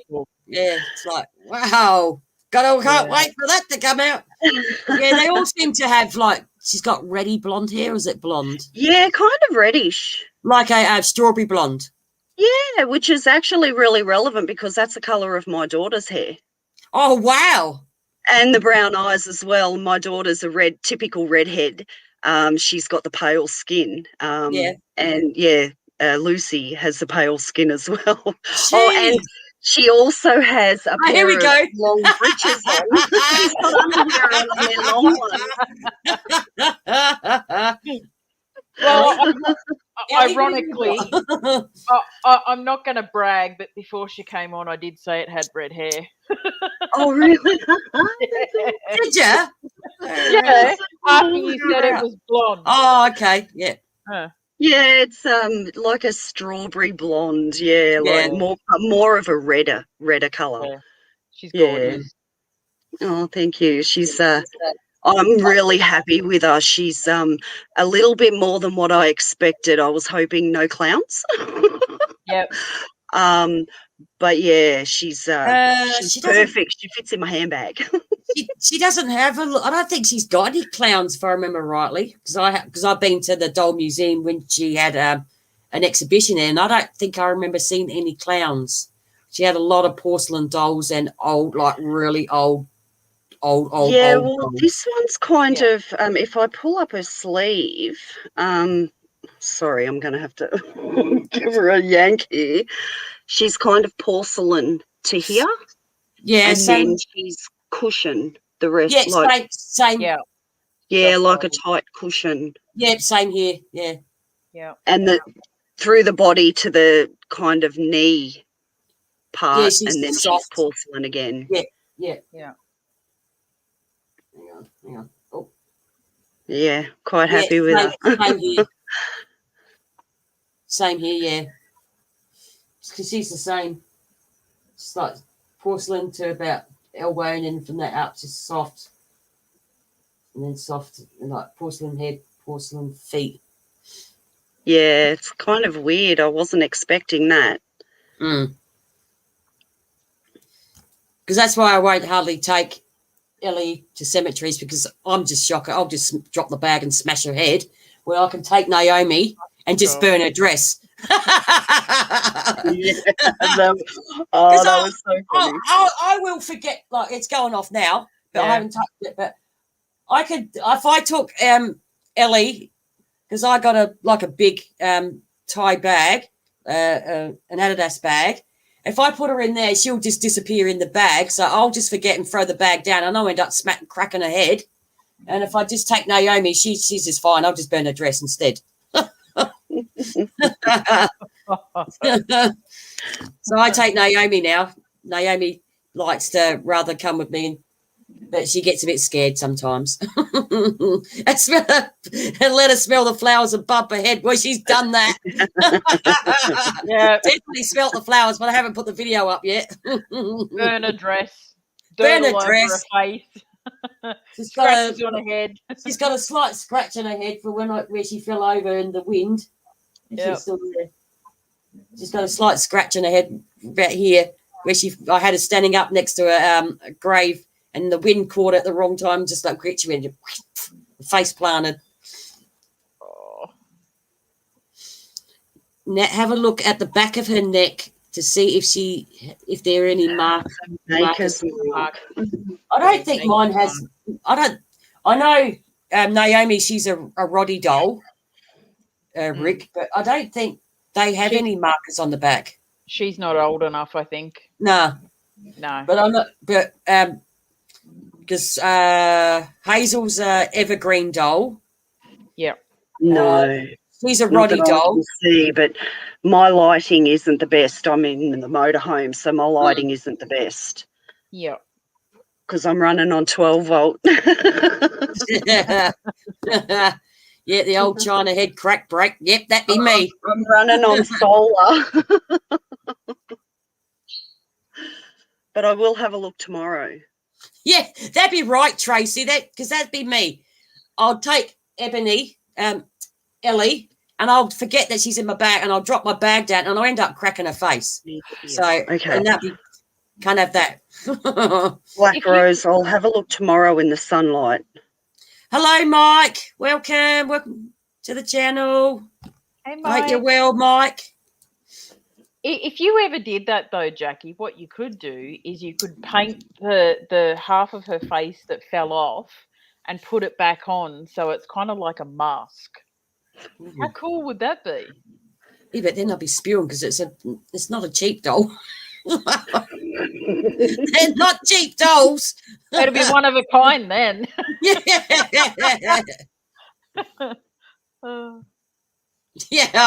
I've got the names mixed up. Mark and Annette. Yeah. Me and Ellie. That's a good question. Do you have your YouTube channel, Nat? I do, but I have never ever put anything on it. I've always been a little bit nervous about sort of doing anything. But I feel a little bit more confident now. Yeah. You should. So I may start once we're out of lockdown, and we can travel a little bit. I'm hoping that I'll be able to get out and do a few more things and hopefully put it all up on YouTube. So I'll get there. That would be good. I do. The YouTube channel is just my name, Nat Sparks. I think M&A Adventures. Subscribe to my channel today. So yeah, I was really happy about that. Thank you very much. I think you're my very first one. Let me find you. I'm sorry, Evelyn. I don't respect my dolls. That's probably why I'm getting nightmares. Because I burnt Naomi's dress, and I took the rosary beads off of Ellie, and now she's just not communicating anymore. And now I don't hardly talk to her. She just is shoved up on the dressing table, and that's it as far as she goes. I burnt Naomi's dress about a month ago. But other than that, Yeah, I think I said in one of the comments on that stream, I think I said child abuse. She's fell over smelling the flowers, and she's fell over sitting on a grave next to a gravestone, and the wind knocked her flying. Gave her a bit of a scratch on the head, and certainly rough them up. Walking around the cemetery with her. That's why I don't have kids. Oh, hey, I was really rough with my kids. I didn't wrap them up in cotton wool or anything like that. Yeah. No, Hazel was my first doll that I've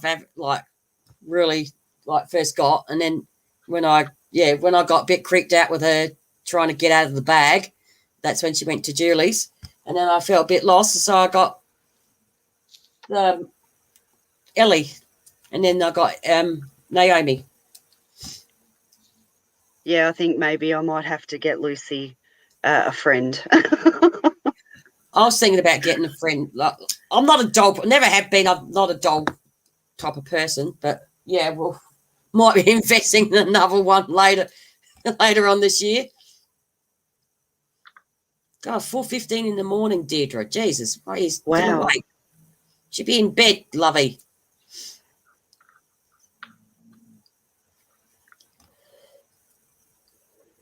It's 9:15 here.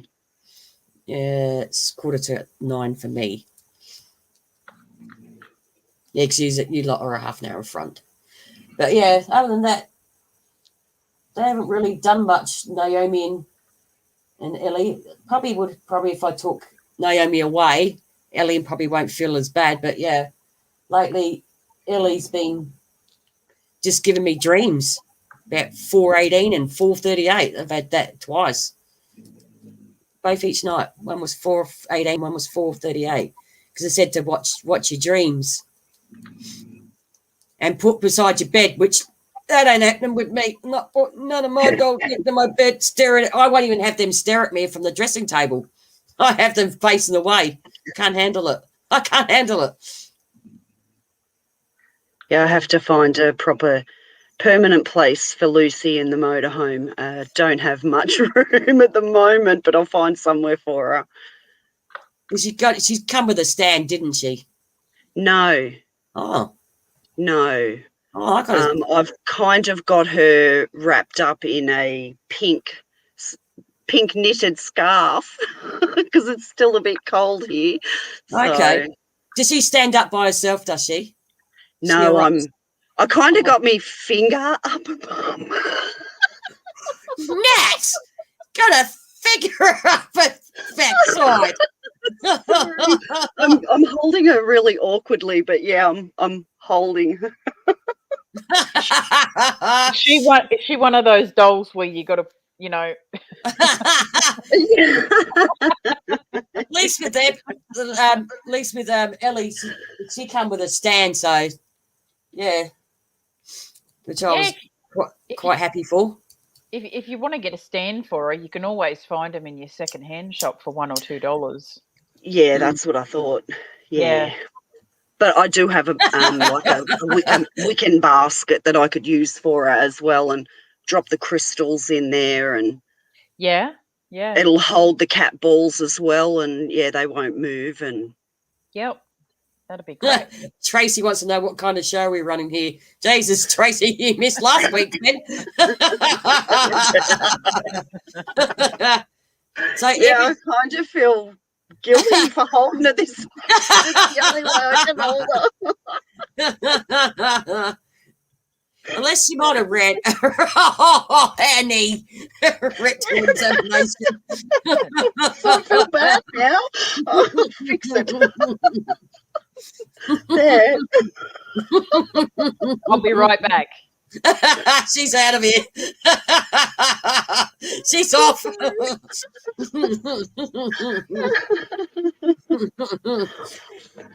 That's good. But yeah, she's just push your face up a bit closer to the screen for a minute. Sorry. That's it. Yeah. Oh no, she's got greasy eye. Oh no, then big brown soulless eye. Yeah, she kind of has. It's like she's got a turned eye as well. Yeah. Yes, she has too. Yeah. Yeah. And I have a turned eye too, so. Oh, God, so she was definitely meant for you. I think definitely meant. Strawberry blonde hair and turned eye and pale skin. And... That was the first thing I kind of noticed when I pulled the bubble wrap off her head. I think the first thing I noticed. Eye. Yeah. Actually, Naomi's got a slightly funny eye as well.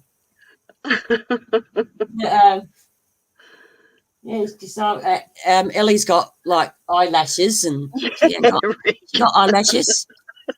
She ain't got eyelashes, has she? Well, no, they're kind of painted on.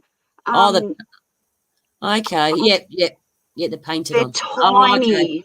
Yeah, you know how you see some of those ladies when they have their eyebrows they're real thin, really thin. That's what, yeah, that's what it's like. Yeah. Ahoy. None of these are any of the dolls that we get from Karina are not evil. They're all positive Yeah. spirit attachment. Yeah. Yeah. Positive. We're all got positive they're all positive attachments. Like when I had Hazel, which I gave to Julie, she's just got a dirty. That one's just got a dirty mind. Hazel's a shocker. That's what we were doing an experiment with Hazel, and like, yeah, anything that come dirty jokes, that she was just lighting up the catwalks like there was no tomorrow. That one, she loves dirty jokes. I wish one of these would be like that, but yeah, I don't think none of these have got a sense of humour. I think they're still peeved off of me that I took them to the cemetery. I took them up to the Yulee Road.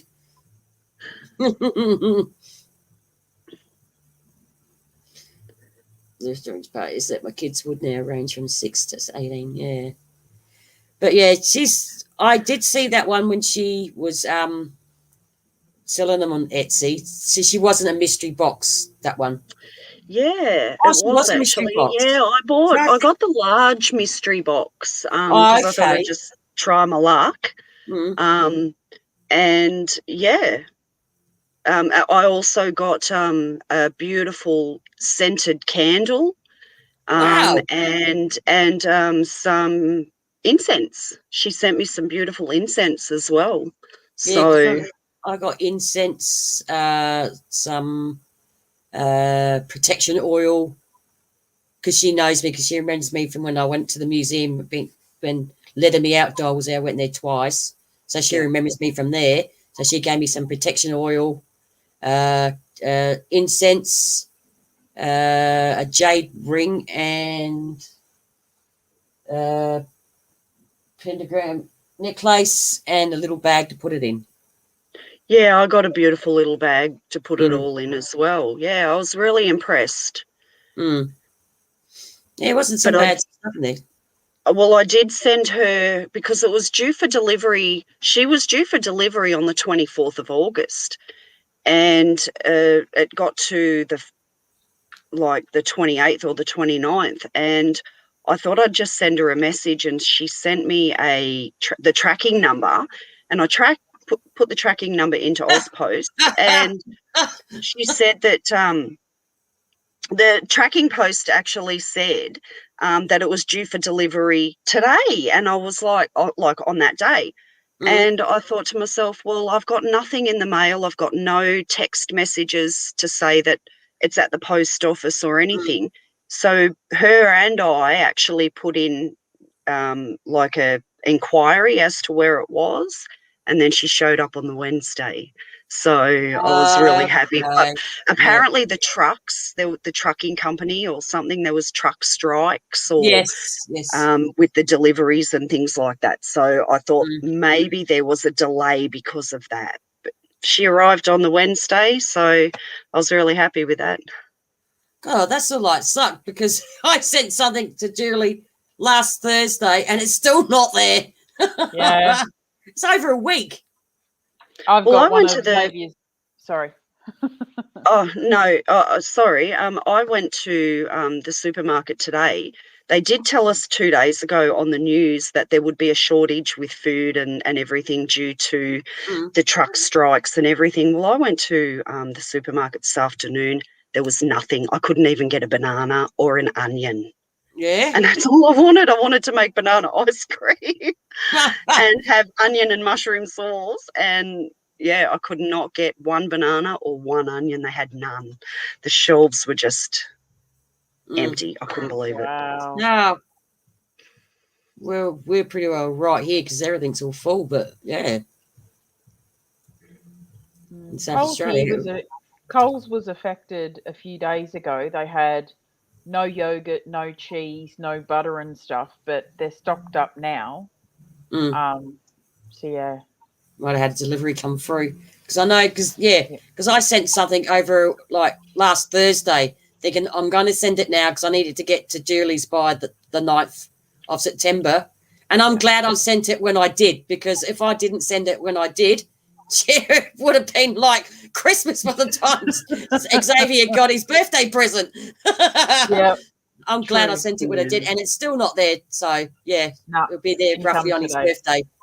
And I sent it last Thursday. So I asked the guy at the post office, will this package get there by the 9th of September if I post it now, like last Thursday? And he goes, yeah, it should be all right, but you got to remember COVID, it might be late like today, or it should be no later. It should be there. And like, yeah, I checked the checking, and last checking that I looked at, and it just said it was still in Sydney on Sunday, and that was Sunday night. So yeah, because he said with the COVID with Melbourne and in Sydney, it might take a little bit longer. So I said, I'm glad I sent it when I did, because yeah, he'll probably get it on his birthday, which is good because he'll get it on his birthday. But yeah, I'm still like spewing that it hasn't got there yet. That's the only thing, because it's taken like 8 days to get there already. 8 days.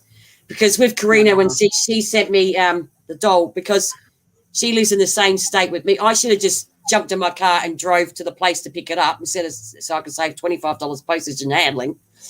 Could have just drove up the road and picked it up, but I got it. She sent it to me. Could have just gone to the museum and picked it up from the museum. Well, there was a thing on a current affair the other night about the delivery drivers, and they stand at the end of people's driveways and just throw the parcel, not caring about what. Yeah, and I thought I might have been a victim of one of those, because when the parcel gets delivered, off the main road, they have to come about 500 metres to our place, like from the main road up a dirt road to deliver a parcel. Yeah. And I thought, well, maybe they didn't want to drive that 500 metres up the dirt road. They've just thrown my parcel. You kind of have all these things that go through your mind when things show up late. Yeah. And I thought maybe I was a victim of one of those, but thank God I wasn't. Well, I had one delivery. I had one delivery say it got delivered here, and it didn't even get delivered here. And so I went on the site to have a look, and it wasn't even my house. The letterbox that they sent the picture through to Australia Post wasn't even my house. Someone else's mailbox. It was someone else's mailbox. So I got in contact with Australia Post and said, it's saying I've received an item, but the picture that it's here is not my house. This is number 6. I live at number 9. God knows where this letterbox is. I said, it's a package that I need. And they're like, oh, okay. I said, I'll go at the front right now and take a picture of my letterbox to show you this isn't my house. This picture is not my letterbox. So I eventually got in contact with eBay, and they sent me a new item, and then it turned up. Because he went back to the house and got out the letterbox. So I told eBay I never received it, and they sent me out another item. I was like, whoops, because the guy says, because when I got in contact with Australian Post and told them that, they're like, oh, I'm so sorry, we'll get in contact with the delivery driver. I said, because this isn't even I live at number 9, and this says number 6, and that is not my letterbox. I don't even know where that letterbox is. Yeah, and I ended up getting a new one, and get in contact with eBay, and they sent out a new item because I said I didn't receive it, because they get information to say they received it, and I said I did not get it. And then 2 days later, it turns up, and I get a new one. I get 2. I was like, bargain. Yeah. 2 for the price of 1. Nothing wrong with that. Yeah. Because I was frightened. If these people had gone to the letterbox, they're not going to go, okay, this belongs to this person at this address. They're going to say, oh, screw them. We'll just have whatever's in the baggage. Yeah. Like, even though if something got sent to my house and it wasn't even mine, I'd be going, oh, okay, it's this, because it has the address and everything on there.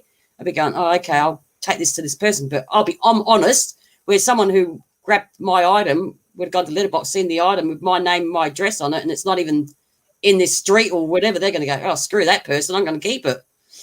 They can just get another one. But yeah, I'm still a bit peeved that it hasn't arrived. So Hey, Yeah, girls. you kind of expect something to be there, and it's delayed or takes way too long. Yeah. She looks very happy sitting with you there. She does. She's content. She's very calming. There doesn't seem to be anything negative about her. Anything. Yeah, yeah. She just every time I look at her, because she sits on the kitchen table, right at the TV, and she can see everything that I do. And every time I look at her, she just looks peaceful. I think with Ellie, because I don't pay enough attention to her, because she just sits up there and doesn't move. She sits there with Jason, and Naomi's on the other side. That I don't. Yeah, so I think she's just hitting me with the with dreams lately because I'm not paying much attention to her. Only like once a week. She's just throwing all these frigging things into my head in my dreams at 4:18 and 4:38. You know, a good thing to remember too. I remember when I first looked at Clara, my first doll, before I even purchased her, I was looking at her for about a week before I bought her, and I got the photo of Clara in her little blue dress she originally had, and I posted it on a couple of groups on Facebook and that, and I said, "Is anyone picking up on anything from this doll? I want to know before I buy it." Blah blah blah. And there were so many people who came back and said to me, "Don't buy the doll. I feel like something bad is hiding in the doll," and all this kind of stuff. Yeah, I don't like I Clara. bought her anyway. I don't like Clara. And like I can see her right now. She's right behind you. Yeah, like, there's nothing negative about Clara. Like Nothing when I stayed at Julie's last time, I would not sit on that lounge because of Clara. I'd sit way on the other side of the lounge. I wouldn't sit there because of Clara. There's something about Clara I just don't like. It's her eyes. She's right there. She's right behind you right now. I just don't. There's something about Clara I don't like. It's her eyes you don't like. Yeah. See, look, Clara's eyes. She's got weird eyes. And look at her tuft on her hair. I love her beanie, her little. Look at her hair. Beret. Her eyes. That. Oh, her eyes have got yuckier. Oh, yeah. No. See, they're weird. Clara's blue. eyes. They are.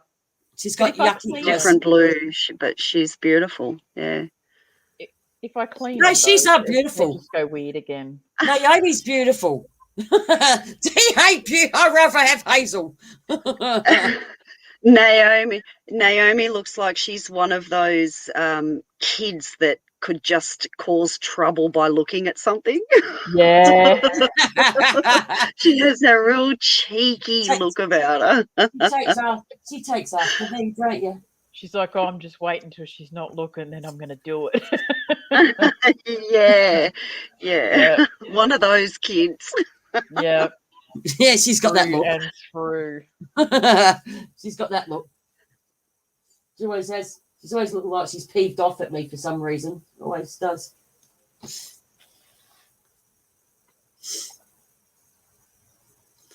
But Naomi always looks like she's peeved off. She looks stoned.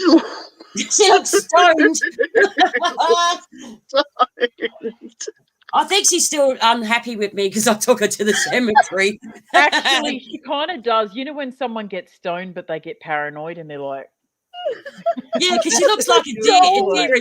She looks like a deer in head. She looks like a deer in headlights, doesn't she? Yeah, she really does. She's like, I'm tripping out. Oh, man. Oh, what's that happen? Jackie.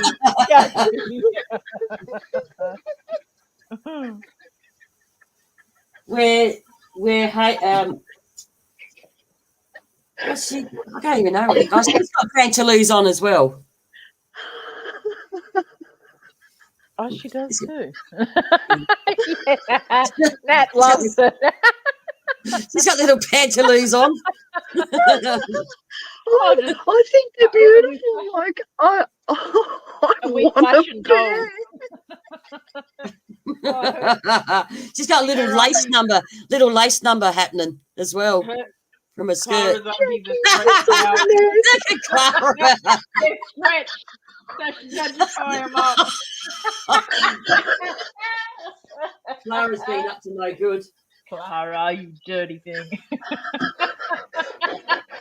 She's been around Hazel. She's been around Hazel. Oh, God. God, that was funny. She's on meth. Poor Hay. It's all right, Naomi. Tripping, Jackie. She's tripping. What am I watching?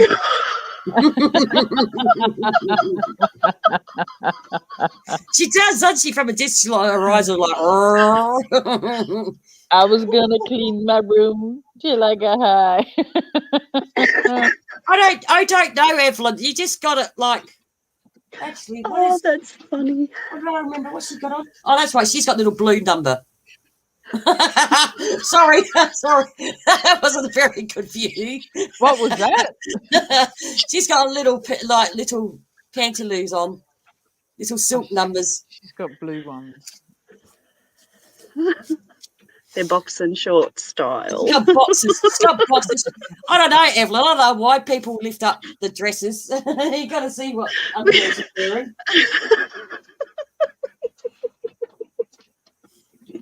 And Ellie's probably disgusted with me because I flashed her all her bits out.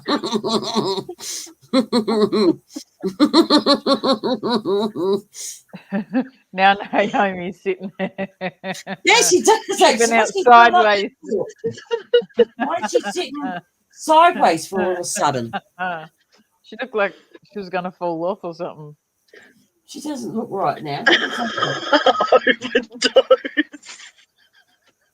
Doesn't look right. She's stood sideways on me to make sure they're covered. Yeah. Yeah. Sorry, that's my dog.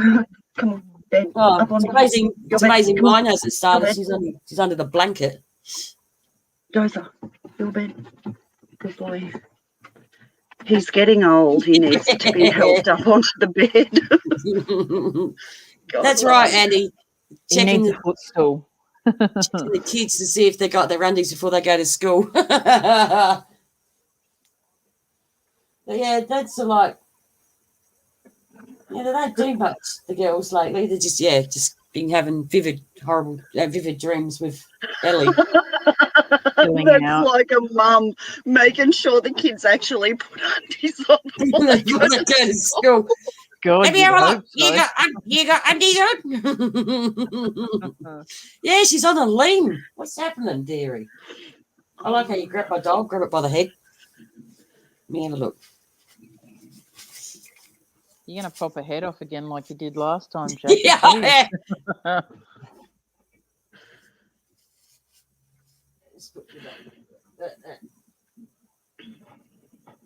Oh, look, she's flashing. She looks straight now. There you go. Probably didn't have her legs properly. Oh, no, she doesn't look impressed.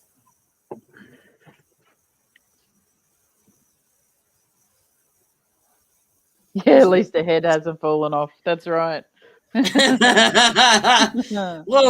Well, her head did sort of like pop out, didn't it, last week? So I had to fix her head because I grab her by the head. I just grab her by the head, pick her up. I heard it go. Because I grab her by the head. I don't grab her by the body. I grab her by the head.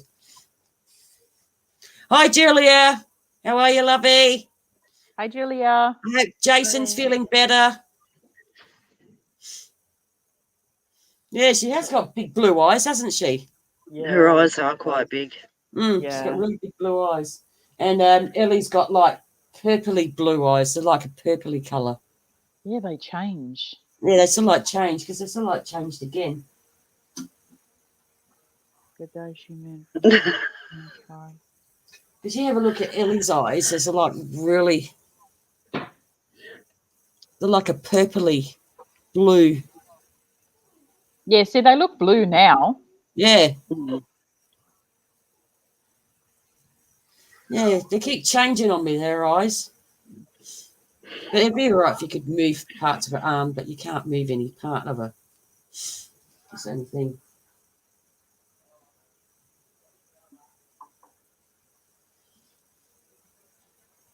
Yeah, she's got poor old Dione's got a bit of a lazy eye happening. That's probably all the drugs with her eyes being so big. She always looks like she's deer in headlights. Always does. That's why I got it when she's up on the dressing table, because that's where she goes with Jason up there. I got to turn her head to the side so she's not looking straight at me in the bed. I just can't handle them staring at me.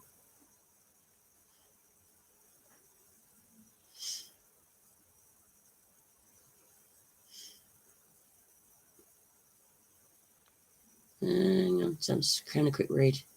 Jackie, remind me not to let you hold my future child. I'll be trying in 12 months. You support the head, not hold them by the head. I do know how to hold a baby. They're just a dog. Grab by the head. Yeah, that'll do.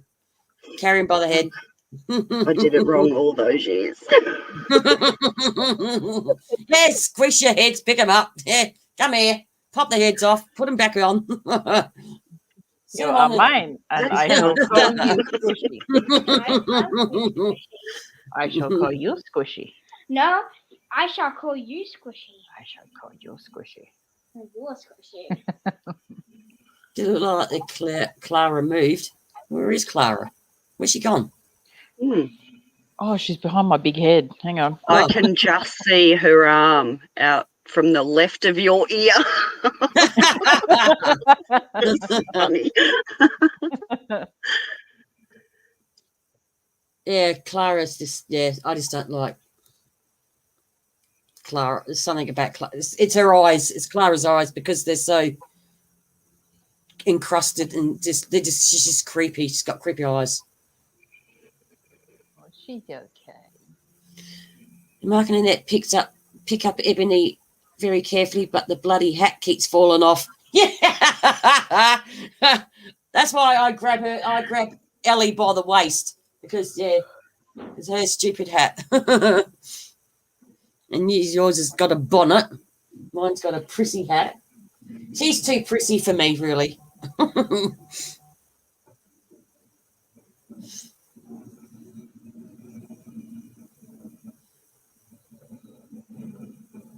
Good night, Tracy. Good night, Tracy. Good night, Tracy. Make sure your pain meds, you have plenty of them, and you have a good night's sleep, lovey.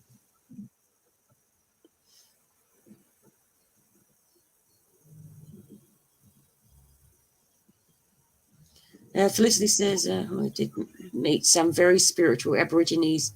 I didn't meet, but oh my God, I believe their powers. Yeah, I haven't come across any. Well, I've never really looked for Aboriginal cemeteries, but because you got to get permission anyway to do Aboriginal cemeteries. Yeah, it's a very spiritual place. Yeah. Oh, I did find a couple of graves when I was at Riverton. Riverton Cemetery. They had a couple of just markers for Aboriginal graves, but they weren't like an Aboriginal cemetery.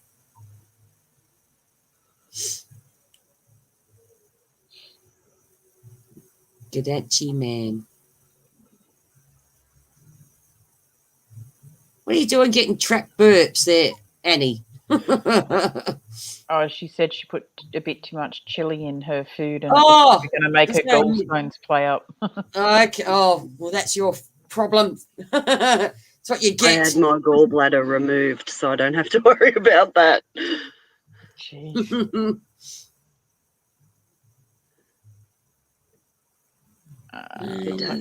Search that. Yeah, I'm going to search that. Yeah.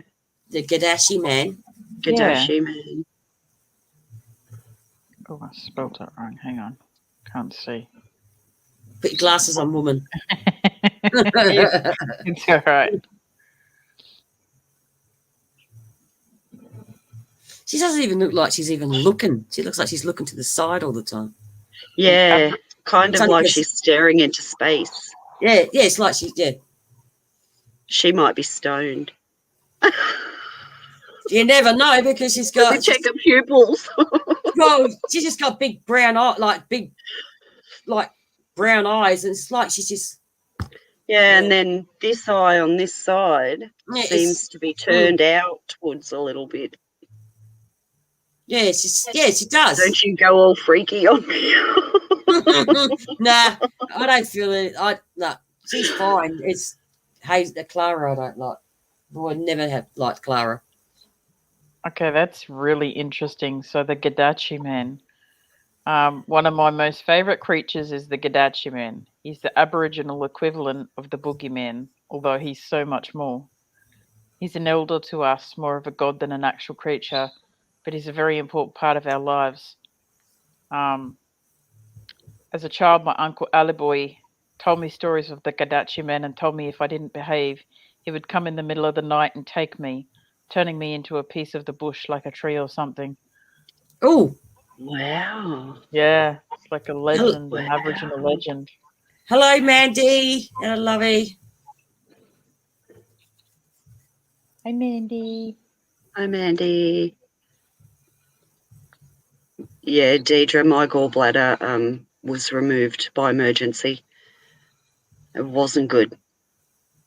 I'm still got all my bits at the moment. Well, when I was suffering with the gallbladder situation, I thought I was going to die. I've heard that. I really thought I was going to die. I wasn't sure if I was having a heart attack or what was happening to me. And a lot of the time, the only way I could get relief was to lay on cold cement. Yeah? Oh, wow. Yeah. Funnily enough, it actually works. So did they tell you what was wrong with it when they took it out? Well, apparently it had shriveled up to just about nothing. It was the size of a 20-cent piece. It had shriveled that bad. And I've never been... I've never eaten a lot of fatty foods or like McDonald's or Hungry Jack's, anything like that. Kind of always had a bit of a healthy diet. So I don't know why it was as bad as what it was, but since having it out, life's much better. Yeah. Oh, yeah, it would be. My sister Tammy, when after she had her first boy, so I think she was about 21, when he was only a couple of days old, she started having really bad pains as well. And they put her in hospital, found out it was her gallbladder. So they took it out and they said, see, when she was little, she was a very fussy eater and she'd eat a lot of like pies and stuff because she wouldn't eat dinner. So my family would just, have a pie then, easy dinner. Easy so dinner. she ate a lot of that stuff because she was so fussy. And they said when they took her gallbladder out, it had multiple layers upon layers in it. And it's not meant to be like that or something like that. Yeah, they said mine was as hard as stone. It was crazy. like a stone, like a pebble. Yeah. It was, it was quite hard, they said. Yeah, that's crazy.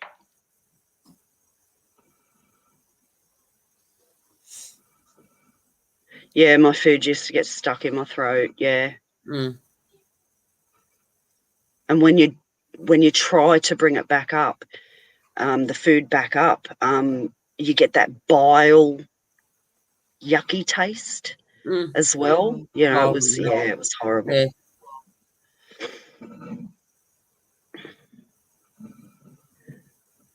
But the worst part of the whole thing was after surgery when I had the drainage tube in my stomach. They asked me if it was okay if a trainee nurse removed the drainage tube, and I said, yeah, I was, just woke up. And I said, yeah, no worries. And she went to remove it, and oh my God, I nearly hit the roof of the hospital. It hurt that much.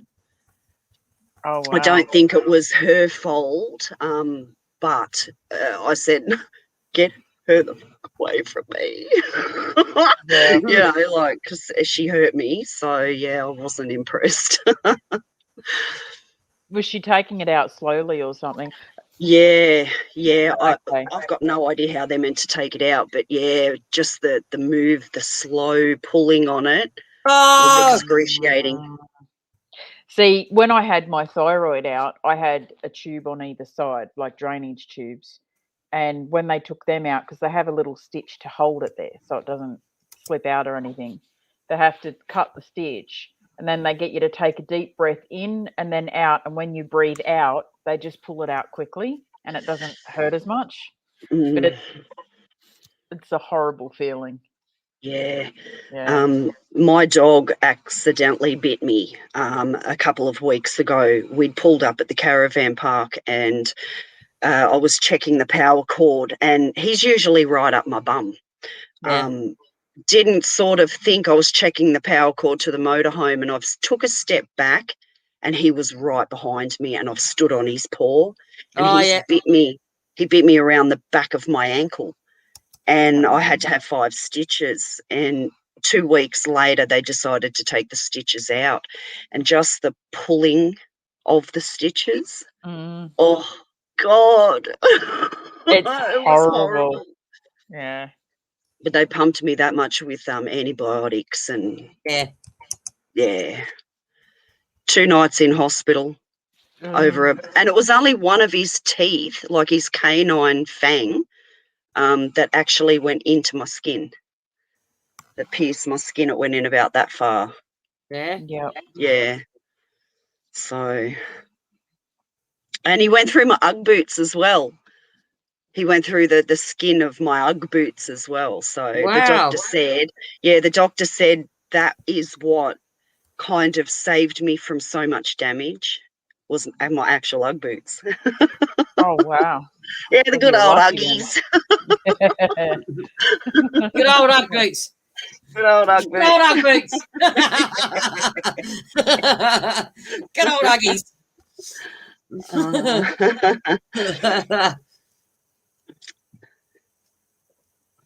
The Great Goan Elizabeth building out there in Bromo, 12 years Northern Territory. Okay. I think I might have seen that, and no, I haven't. I went been to Alice Springs. Yeah, Ugg boots are way thick, Kim, because I'm wearing them right now. Good old Ugg boots. Like yesterday was pretty well 31 degrees and stinking hot, and today it's like 15 degrees and you got to get rubbed up again. It's like, come on. My dad used to wear his Ugg boots even in 40-degree heat. Oh God, no thanks. He'd ride them he'd wear them on the motorbike. Yeah. Yeah. Well, you know what the heat's like where Julie is. Yeah. No, my dad. I was there during spring. My dad would ride his bike all around town, and in the heat with his Ugg boots on. With his Uggs. Actually, Annie, they tell you not to smoke when you got patches on because you can have heart palpitations. Because I still got the edge of having to have a cigarette, that's why I started on the spray first and then use the spray to compensate for the cigarettes and then slowly wean off cigarettes altogether. Then I'll go to the patch. But at the moment, I still have, I've only had 4 since I've been here, so I've been not too bad. But they tell me they tell you not to smoke when you're on patches because you overdose and you can get heart palpitations.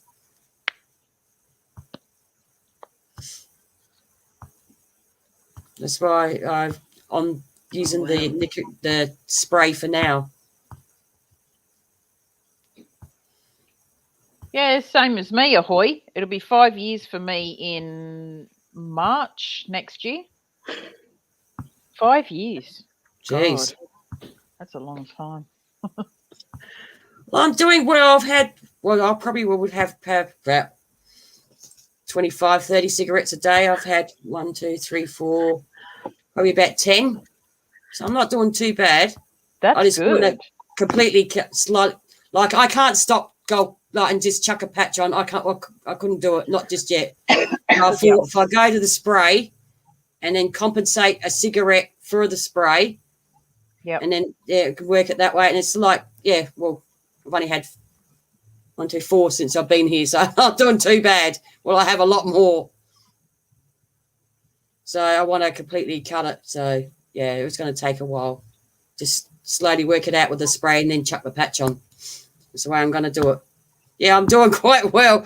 Can't you see? Yeah, that's why well done. That's why I'm sitting there doing this with the lighter, because I got to do something with my hands. My dad used to smoke a 50-gram packet of White Ox tobacco in 3 days. Jeez. 3 days. 25 grammer lasts me about 4 days, just under 4 days, 25 grammer.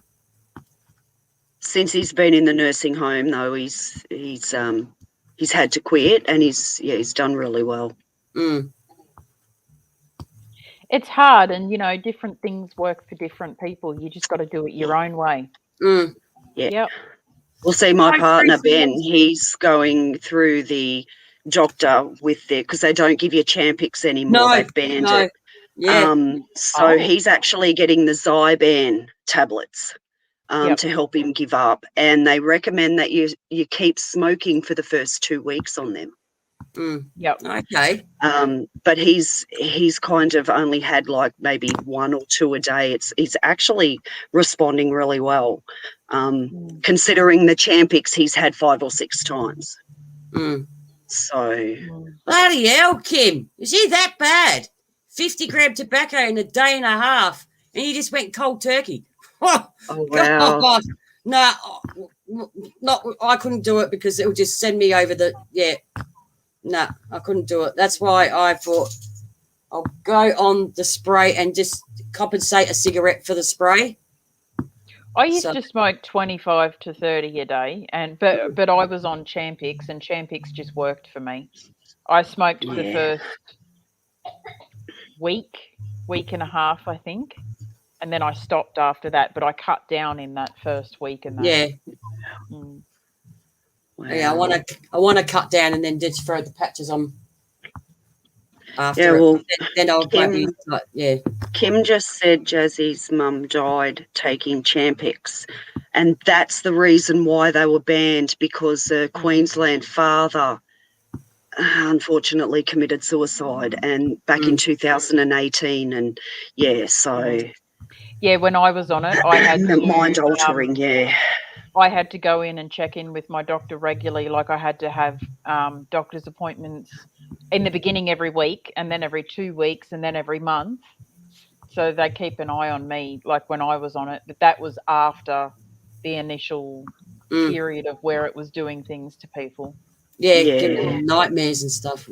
And nightmares. But now you can't. You can't get it now. I just got to let the dog out again. Again. Yeah, if you have mental health issues, Champix is not good. Yeah, that's right. And that's the problem. A lot of the doctors don't ask if you have issues there regarding that. That's why I can't have them. Yeah.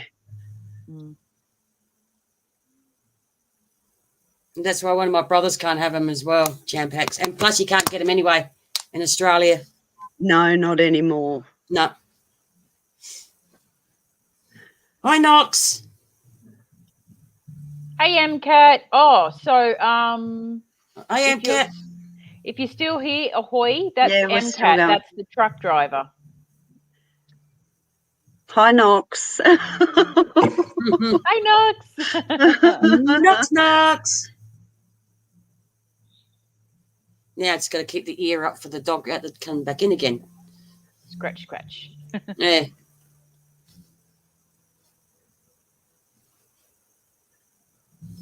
Yeah, you can't get them anymore, Annie, so, yeah. Man, he's been smoking for 44 years and ain't going to stop. See, I want to stop because, one thing I can't afford to smoke unless I start finding a job. And hang on, MCAT, and I want to give up. myself because Mum died of COPD. Okay, It's a tough thing to beat. Once once you're hooked, it's a tough thing to beat. It's worse than giving up. Like smoking, giving up smoking is worse than giving up drugs. It really is. It's really hard. It's more harder to give up smoking. Hello, MCAT. Good morning, everybody. Hi, Good morning. How you doing? I'm doing fine. Oh, well. Keeping an ear out for the dog to scratch on the door. How you doing, MCAT? I'm good. Making my way home. Gonna have the weekend off, so looking forward to that. That's good. Evelyn, COPD is chronic obstructive pulmonary disease. That's what my mum had. Emphysema through smoking. How's it going in Australia? Y'all still locked down? I'm not. I am. Yes. Unfortunately. I could go anywhere I could go. But we're lucky to be stuck in beautiful places. So She's at the door. Yeah. I can go anywhere. That's true. That's true. How long if have I they was in a big extended city, I'd complain. But how long have they extended it this time, Nat? so, look, it's really hard to keep up. Things change every day. But it looks like everything should be back to kind of a little bit of normality by around about the 25th of October. Early November. But we had 1,488 cases or something today. Yes. I'm okay. I'm kind of lucky because I live at a caravan park. Well, we moved to the caravan park and then the next day we were locked down. So we're kind of lucky because there's only 5 people here. Yep. On 40 acres where there's only 5 people here.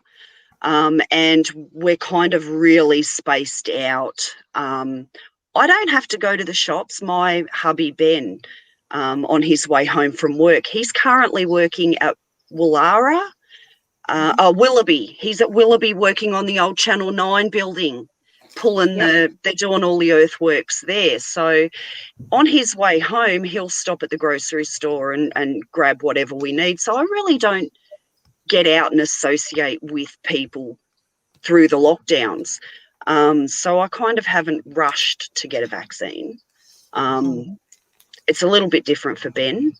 He had to because of his work. He works in construction. So, yeah, he had to. But we're not kind of in the hot spots. We're not in the 12 LGAs of concern. Where I am, I'm kind of I'm in the Hawkesbury LGA. So I'm out near Windsor, Richmond, Wiseman's Ferry-ish way. I'm just going. It's kind of northwest-ish. So yeah, I'm kind of lucky where I don't get out and see a lot of people. It's just walk the dog over the river or walk down to the mailbox, which is 500 metres away, and then I'm back here in the motorhome. So that's, Night, Deirdre. Well, that's good that you're kind of out there secluded. That's good. That's one good thing, but then we can't really go anywhere else. Like, for me to go 5Ks to my nearest shop, I've actually got to go outside the 5Ks. The buffer zone. Yeah. To go to Coles or Woolies, I've got to go out of that 5K zone. So, yeah, it's a little bit hard, but we manage. Yeah. I can go anywhere, MCAT. I can go 2 hours down the road, 5 hours up the road. I can go anywhere. My uncle lives in Cairns. Yeah, my uncle lives in Cairns, and he sent me a Snapchat today. He's actually gone down to Port Douglas. Yeah. And enjoying about 4 or 5 days down in Port Douglas before they go home. And I was like, That's so unfair. Rubbing it in. Julia says she's not far from the Hawkesbury, but they fall under Blacktown. Oh, no. How is it for you guys, MCAT, over there? It's not too bad. Yeah. The state that I live in is they lifted all the restrictions quite a while ago, and they haven't talked about putting anything in place. So the places that I travel to, I don't know if they're under lockdown or not, but I haven't really seen anything too crazy. Okay. That's good. Yeah, I know, Annie, we've got cases in SA, but one was the Jeps Cross, which is 20 minutes down the road from me, and the rest were up Porter that way. So at the moment we're fine, but they're still trying to find 100 and something people or something that didn't use the QR code up at Seduna Way and Porter Way. Next week you'll be in lockdown. So I better hurry up and get out while I can. Yeah, well, we got here, then the next day we were in lockdown, so we didn't get to enjoy any of the sites or anything. Been here for 6 weeks, so 8 weeks. Yeah. Felicity, good old Port Dougie.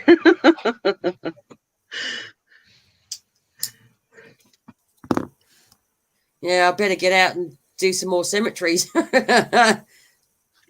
It can take 16 days for, it's only because of the truck drivers that come over from New South Wales that were, one of them, some of them did the right thing and some of them didn't. Because the ones that were going to Western Australia did the right thing, and the other ones that come over didn't do the right thing. At least they told people where they went and where they were, where the next lot didn't. Yeah, and I guess, it's about that we all do the right thing, even if we're not vaccinated as yet. I still sign in with the QR codes. If there's no QR code, or my phone won't pick up the QR code, I'll actually physically sign in on the paperwork, So I guess it's all about doing, if you're not fully vaccinated like me, I still do I try to do the right thing. I check in, I check out, wear my mask, do my hands, that sort of thing, so.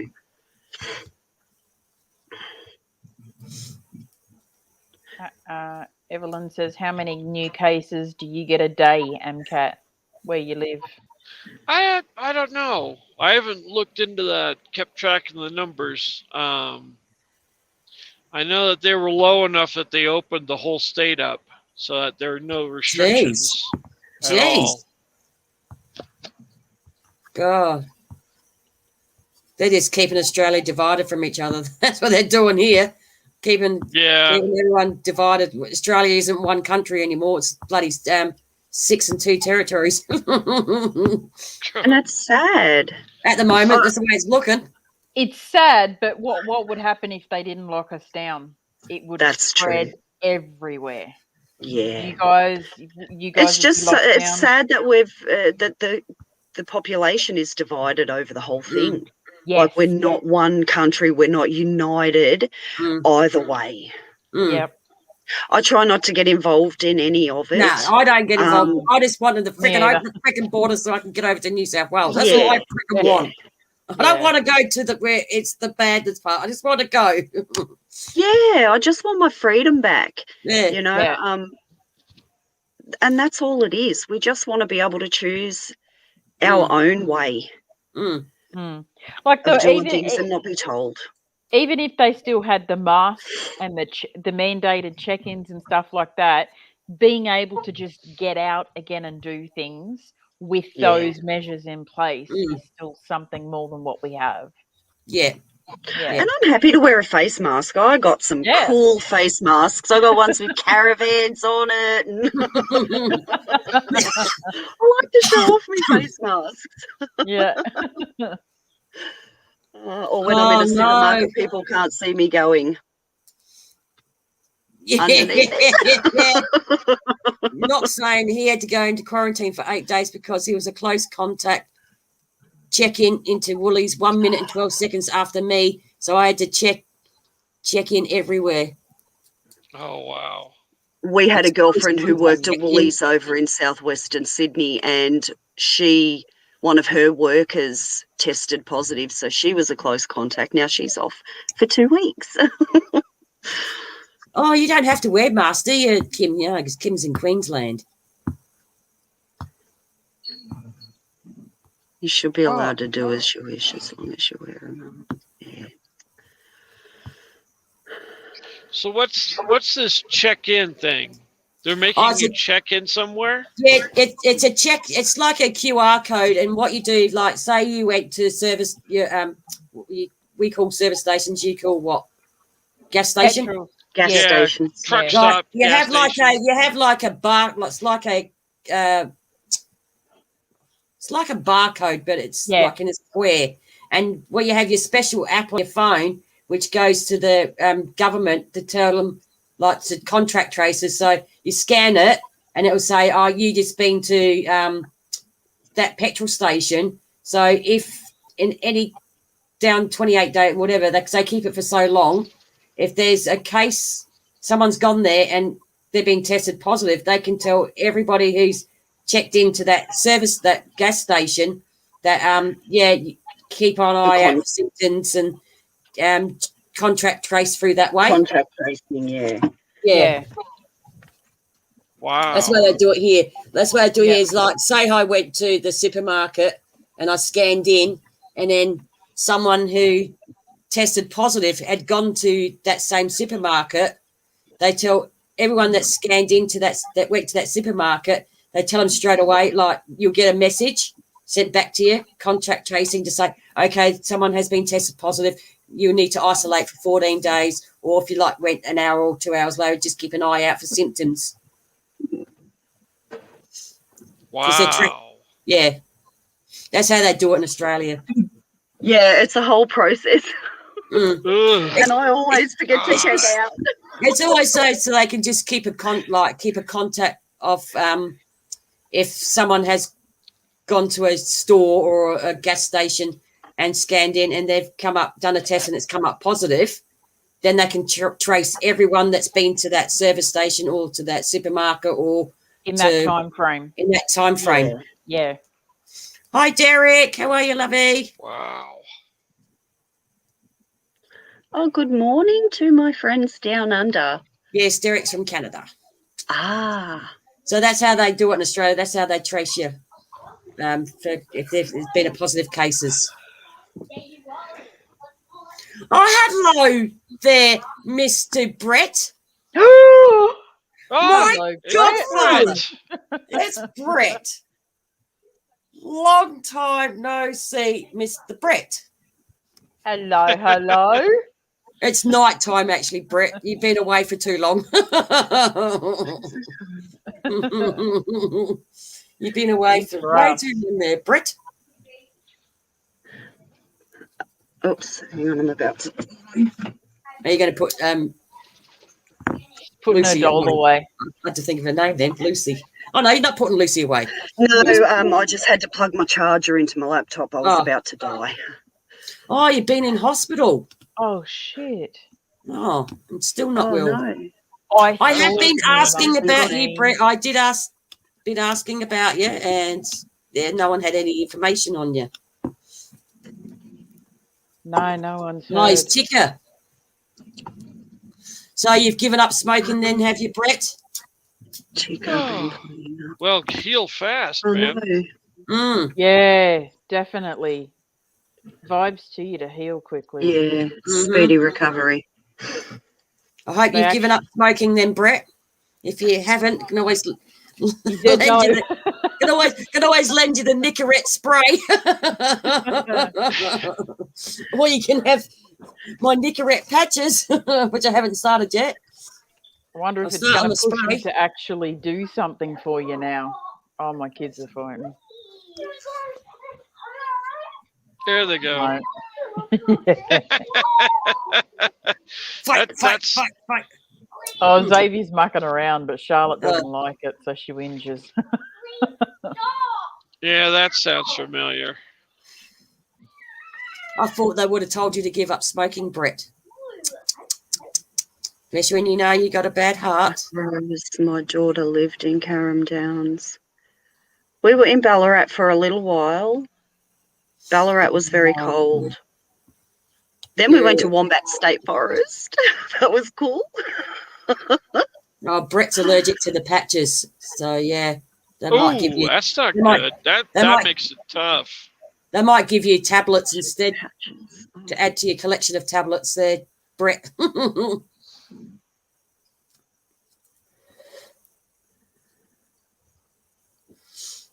Let's see how that goes. doctor. Mm. I Kids remember feel when the patches first came out, and my wife was trying to quit smoking, and so she put a patch on and then lit a cigarette first thing in the morning, and then got all loopy for the rest of the day. Yeah, because you overdose on the nicotine. Because they tell you not to smoke when you're on patches, and I'm thinking, well, I just can't give up just like that. When I woke up this morning, I thought, because I was going to start, it was starting today, and I went, yep, definitely going to start today.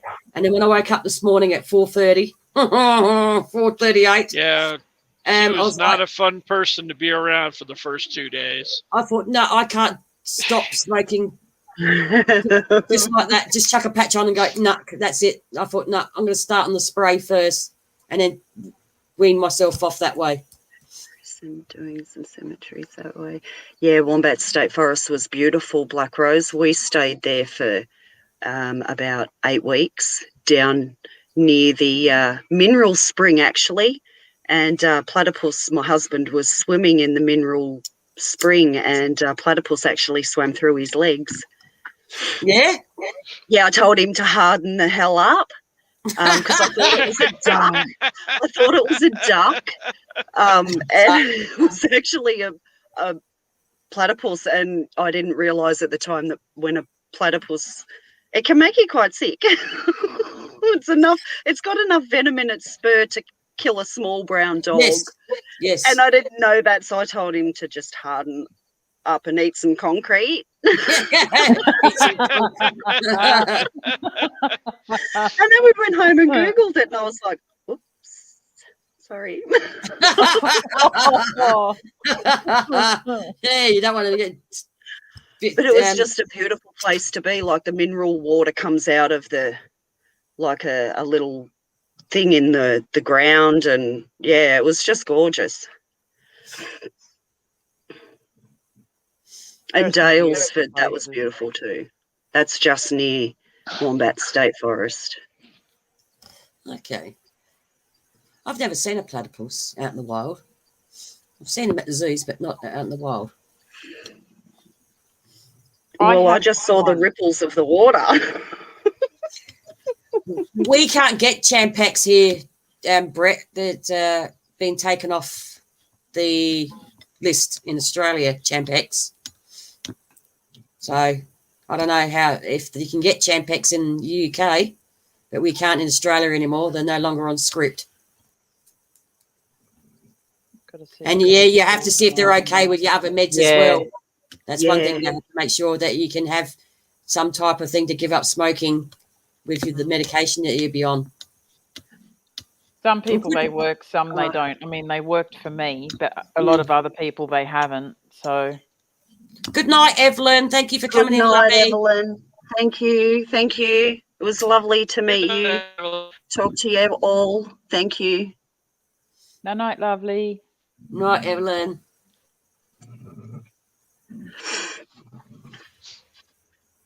I tried hypnosis for me. That didn't work. I know someone, because I used to do it when I was working.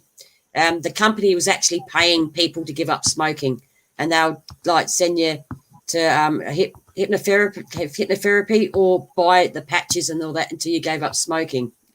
And one guy actually did the hypnosis, and he reckons he smoked more when he come out of it. He did. He honestly said he smoked more when he come out of hypnosis than before he went in. Oh my God! Yeah. Because the company was paying for people to give up smoking. There was a give up smoking thing going through work when I was working for a company, and they were paying for people, like saying, if you want to give up smoking, they'll pay for it. I got out of my session, my hypnosis session. We walked to the car park and I lit up a cigarette. No word of a lie. That's the same thing. Yeah. That's the same thing he did. Yeah. It worked for my brother, but didn't work for me. I'm the same glad I thing he never did. picked it up. Yeah, 4 years on Champix. That was a good run. Yeah, packed it up for 4 years last time I was on Champions. But I don't know anymore. I don't know, Brett, if they can. I don't know if the UK would have them, but I know we don't have them in Australia anymore. And Mark and Annette said it worked for Mark, been 7 years, and he had mental health. Well, you can't get him anymore, so I don't know.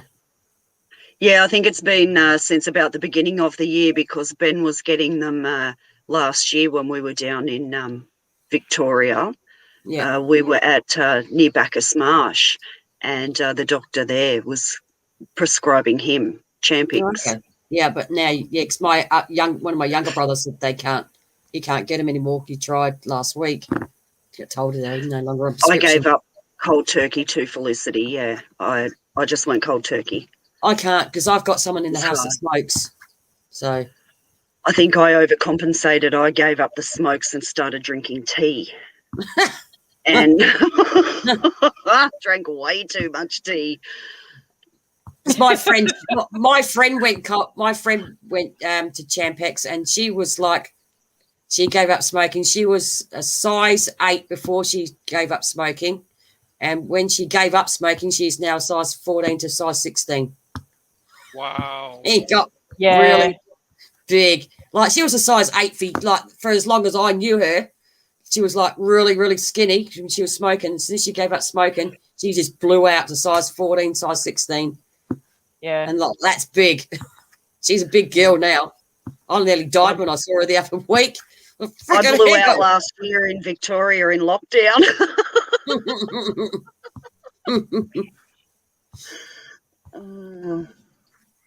Vapes are causing more problems than smoking. Yeah, that's right. They are too. I've heard that. No tobacco. We'll get it somehow. Yeah, particularly with the lungs. But you know, they smell nice. Like the manager here at the caravan park, she smokes vapes, and I can smell it. Like, she's a couple of 100 meters up the hill, and when she's on her veranda, on her balcony, I can smell it down here. Okay. Yeah, she was eating more than she. That's why she put on. She was eating more other than smoking, because she was like a size 8 for years. Like, for what I knew, she was always a skinny girl. And then when she gave up smoking, it was like shoving lollies all the time to keep herself occupied. She even tried the green stuff as well, because her partner's a green smoker, but that didn't help. Just made her smoke more. Just made her eat more. Yeah, because her partner takes the green, smokes the green stuff. Yeah. Yeah, I was going to say the munchies. Because her partner smokes the green stuff, and like, yeah, she's like, well, the wacky tobacco. Yeah, so she's, I was nearly died. Gonna have to take up jigsaws. Go, Brett. Brittany's jigsaws. You see Brett there sitting there going, this fucking piece won't fucking, throw that bit, and not that jamming pieces together to try and make them fit. Ahoy says, I have lost 20 kilos in 13 months on vapes. Well, I've been in lockdown for 13 months and I've put on 20 kilos. Because unfortunately, I was stuck in Victoria too last year through all their lockdowns. We kind of went from Bacchus Marsh over to Macedon and then up to Seymour. So, yeah, we were sort of stuck down there the whole time, and then got back here to Sydney and was put into lockdown again.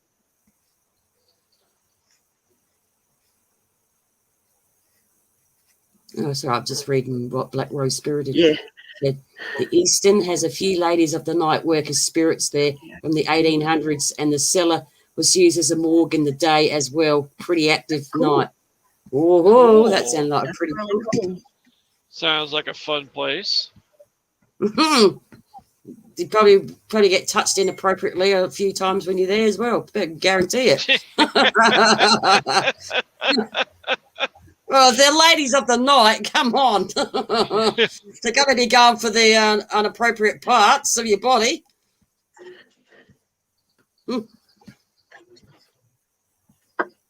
Sounds very interesting.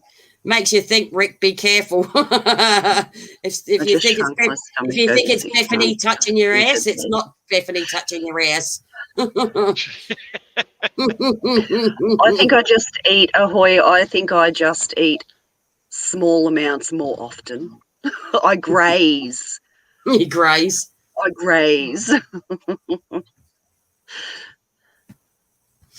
I'll be happy to vape if it contained the nicotine that my brain went psychotic without. I did have some vape juice where I got nicotine put in it. There's a place at Lisbeth East, Annie. He does it with the nicotine in it.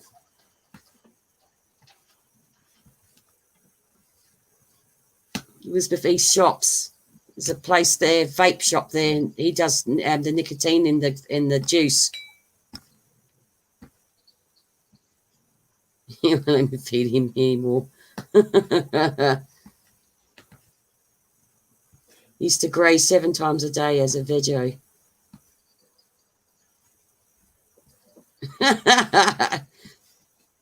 So how is your ex, Kim? Is he doing a lot better?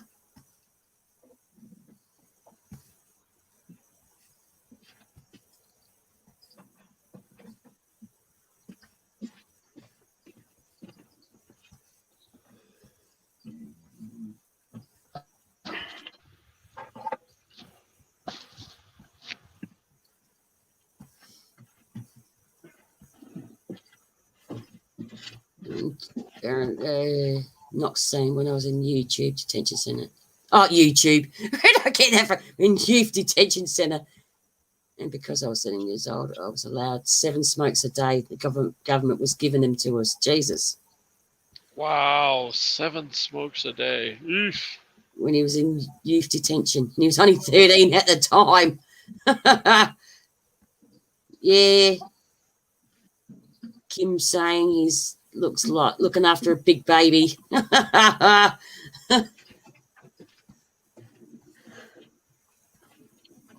End vegetarianism save the lives of millions of plants. You need to go home.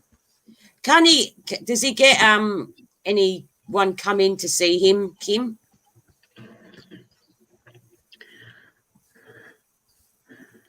Like a district nurse that comes in and come in and see him, so you can go home.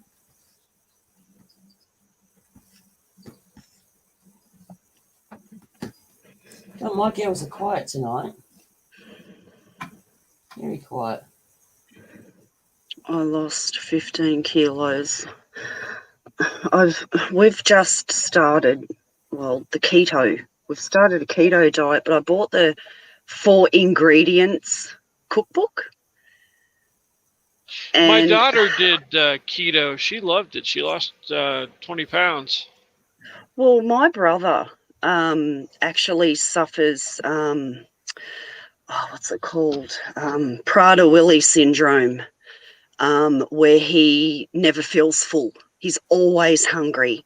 When we were growing up, Mum and Dad would have to put a lock on the fridge because he'd just eat everything. Wow. So he was diagnosed with Prader-Willi syndrome, and he's 40 now, and he started the keto diet 8 months ago. Now, when he started it, he was 160 kilos. He's down to 110 kilos now. So in 8 months on the keto, he's done really well. My brother actually got the sack from a job in Tumut at the forestry. He got the sack, because he was eating everybody's lunches.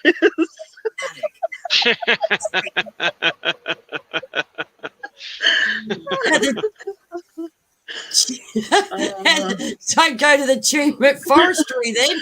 No, I don't know if they still have the forestry nursery out on Blowering Road near Blowering Dam there, Julie. Oh, Julie's on mute.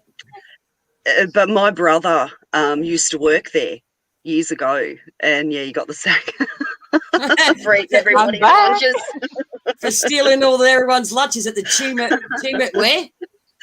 The forestry nursery In Tumut. out on Blowering Road, yeah. He got sacked for eating No, everybody's well, he lunches. had, Julie, he had Prader-Willi syndrome, where he never feels full. Oh, see, I had to take Monica through a pediatrician when she was younger, because Monica used to eat like a horse, and she was chubby when she was little, and she'd always go and steal stuff out of the cupboards and the fridge and that all the time, and she'd always be eating, and she'd eat until she was sick. So we thought she may have had Prader-Willi because she had other things that associated with it as well. She didn't have it, but I learned a lot about Prader-Willi. Yeah. Yeah. Nathan had a few other issues as well, but the Prader-Willi, and like when we were growing up, we'd give him such a hard time. We'd make him eat all the jam out of the jar just to get into trouble, so that he'd have to do the dishes for the week. Poor little fella. He should hate us, but he adores us. So. Oh, you like me, Kim? I don't weigh myself anymore. I don't. No. I only have to keep an eye on my weight with my diabetes, but other than that, my weight hasn't changed in a few months. What, the Prader-Willi? I think Brett's had it up there. Yeah, Prada, Prada, Willie, Willie, I think. Yeah. Like, yeah. Keto. Yeah, I bought there's two keto books I bought. I bought the 4 ingredients keto. Because we live in a motorhome, I thought, you know what, I don't want to be cooking elaborate feeds. Couple of ingredients, chuck it in, done. Cook it and it's done. And I'm finding that this 4 ingredients cookbook, you can kind of tweak it to yourself, to suit yourself. Like I don't like avocado, and there's a Choco Avo ice cream with 4 ingredients. So I'm going to substitute the avocado with bananas. Mm-hmm. Because we like bananas. Ooh, or, you know, and, you know, it's got the cacao in it. I don't know. I just say cacao. I think I'll substitute the avocado. It's fruit, so it has fructose in it. But yeah, so far the meals aren't too bad. They're simple, but they're not too bad. We've had a couple. Brett says he's first seafood diet, seafood and eat it. Yep. Yeah. Yep, that's right. I'm all about mate. fitness. Gonna fitness pizza in my mouth. Yeah, Keto. Yeah, you can't have avocados and you can't have bananas. Oh, bananas. Yeah, that's right. I remember him telling me that. Well, you don't want avocado anyway. Same as bananas. I love avocado. Ugh. I think avocados is an acquired taste, like salmon. I'm not a big fan of salmon either, or oysters. Oh, no. Salmon or oysters. I think they're an acquired thing. Yeah, they are. It's like olives. I can't stand olives, but a lot of people love them. Oh, they love them. Yeah. Shove your olives where the sun don't shine. Are you a friend? Avocado. Yeah, avocado I'm is the only gross. one that eats it. It's disgusting. Like when you get sushi roll and they got avocado, I was like, oh. I always ask them when I see sushi rolls, I always ask them to make me a fresh one without avocado. Oh, I can't See, I can't do sushi either. I've never hate had avocado. sushi. I think growing up in the country, we have more of a taste for the meat than the fish side of things, because we only ever had fresh water fish, like straight out of Blowering Dam or out of the bloody Tumut River. You got your trout and that sort of thing, yellow belly. So it wasn't a big thing for us where meat was a constant on our dinner plate almost every night, especially the good old Sunday lamb roast.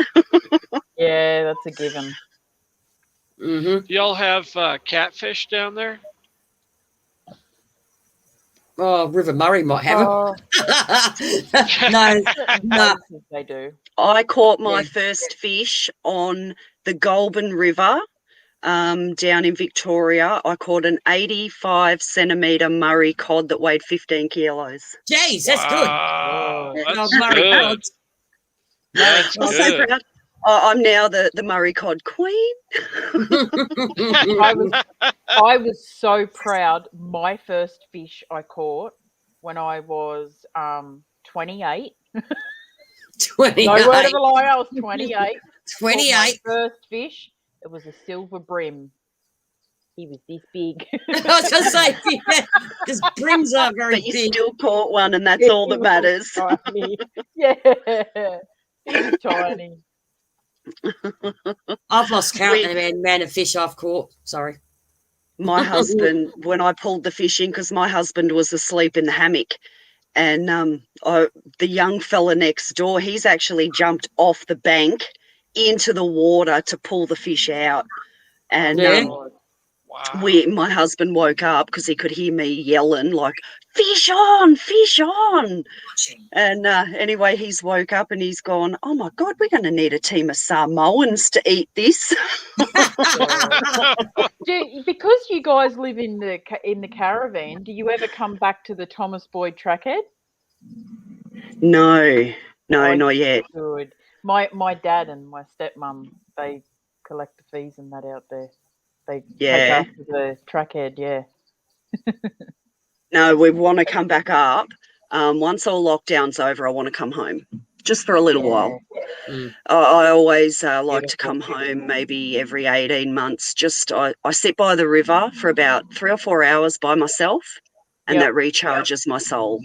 Yep. We have to let that you know river when they come down. Yeah, for sure. The river down around near the race course or out at the junction right at the end. Please don't talk about that race course. Beautiful down there. Mine just said Julie. My phone just said Julie. Did it? Rituals. Yeah, it said Julie. Julie and rituals, because you're talking about that bloody race course. That freaking race course.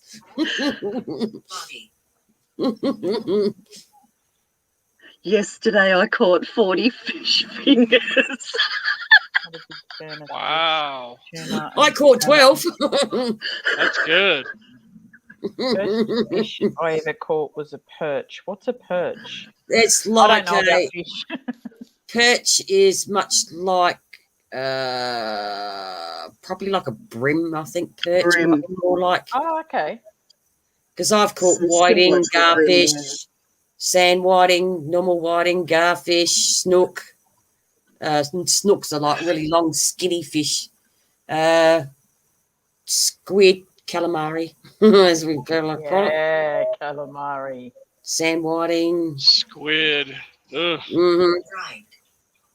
Hi, professional paranormal research. Spiked fins. Oh. Yeah. So it's more like a brim. Yeah. Hey, Dustin. Hey, Justin. And pretty well, yeah, because I like going fishing because I like fishing.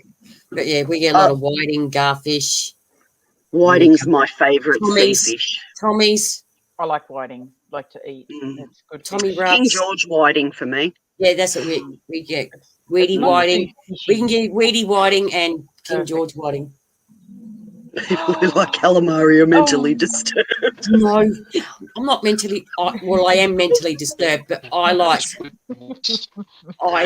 my squid. What if it's crumbed? Salt and pepper squid. It's been kicked out the window. He's been kicked out the window. But he was cutting in and out, so he probably lost his internet. I also went hunting and caught 80 chicken nuggets.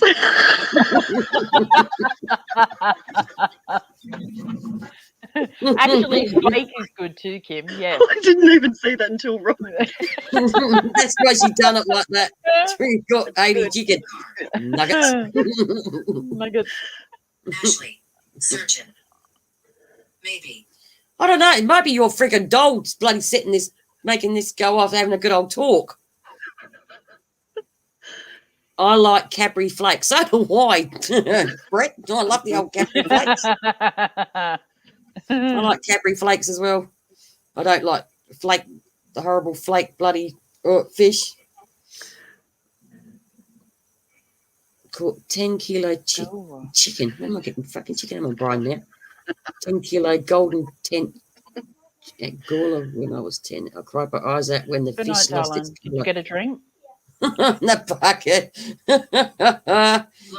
It lost its colour. Did they lose their colour? Well, because it's dead. Oh, It okay. went from golden I get to it now. white. All right. How? Flash and chaps. Fosh and chops. Fish and chops. Flake is shark. Yeah, I know. That's yucky. Don't like flake. Stop. Oh, shut up. Hold. Oh, shut up. I'm leaving. Oh, go then. I'm leaving. Go then. I'm not stopping you saying. Pack your bags. That's hilarious. Shut up. I'm leaving. Can't freaking leave. I don't care. You don't like it? Piss off. Oh, God. I just told it to piss off and it said no. Like Perth, 50 kilo goldfish in the Swan River. Oh my God. Oh, yeah. The good old goldfish that have gone crazy. Wow. When Beth will have it. That was Well, hilarious. she's packing her bags and she said she's leaving.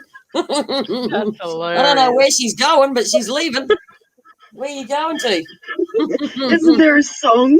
I don't know where I'm going. Oh, it's a Smokey song. I don't know when she.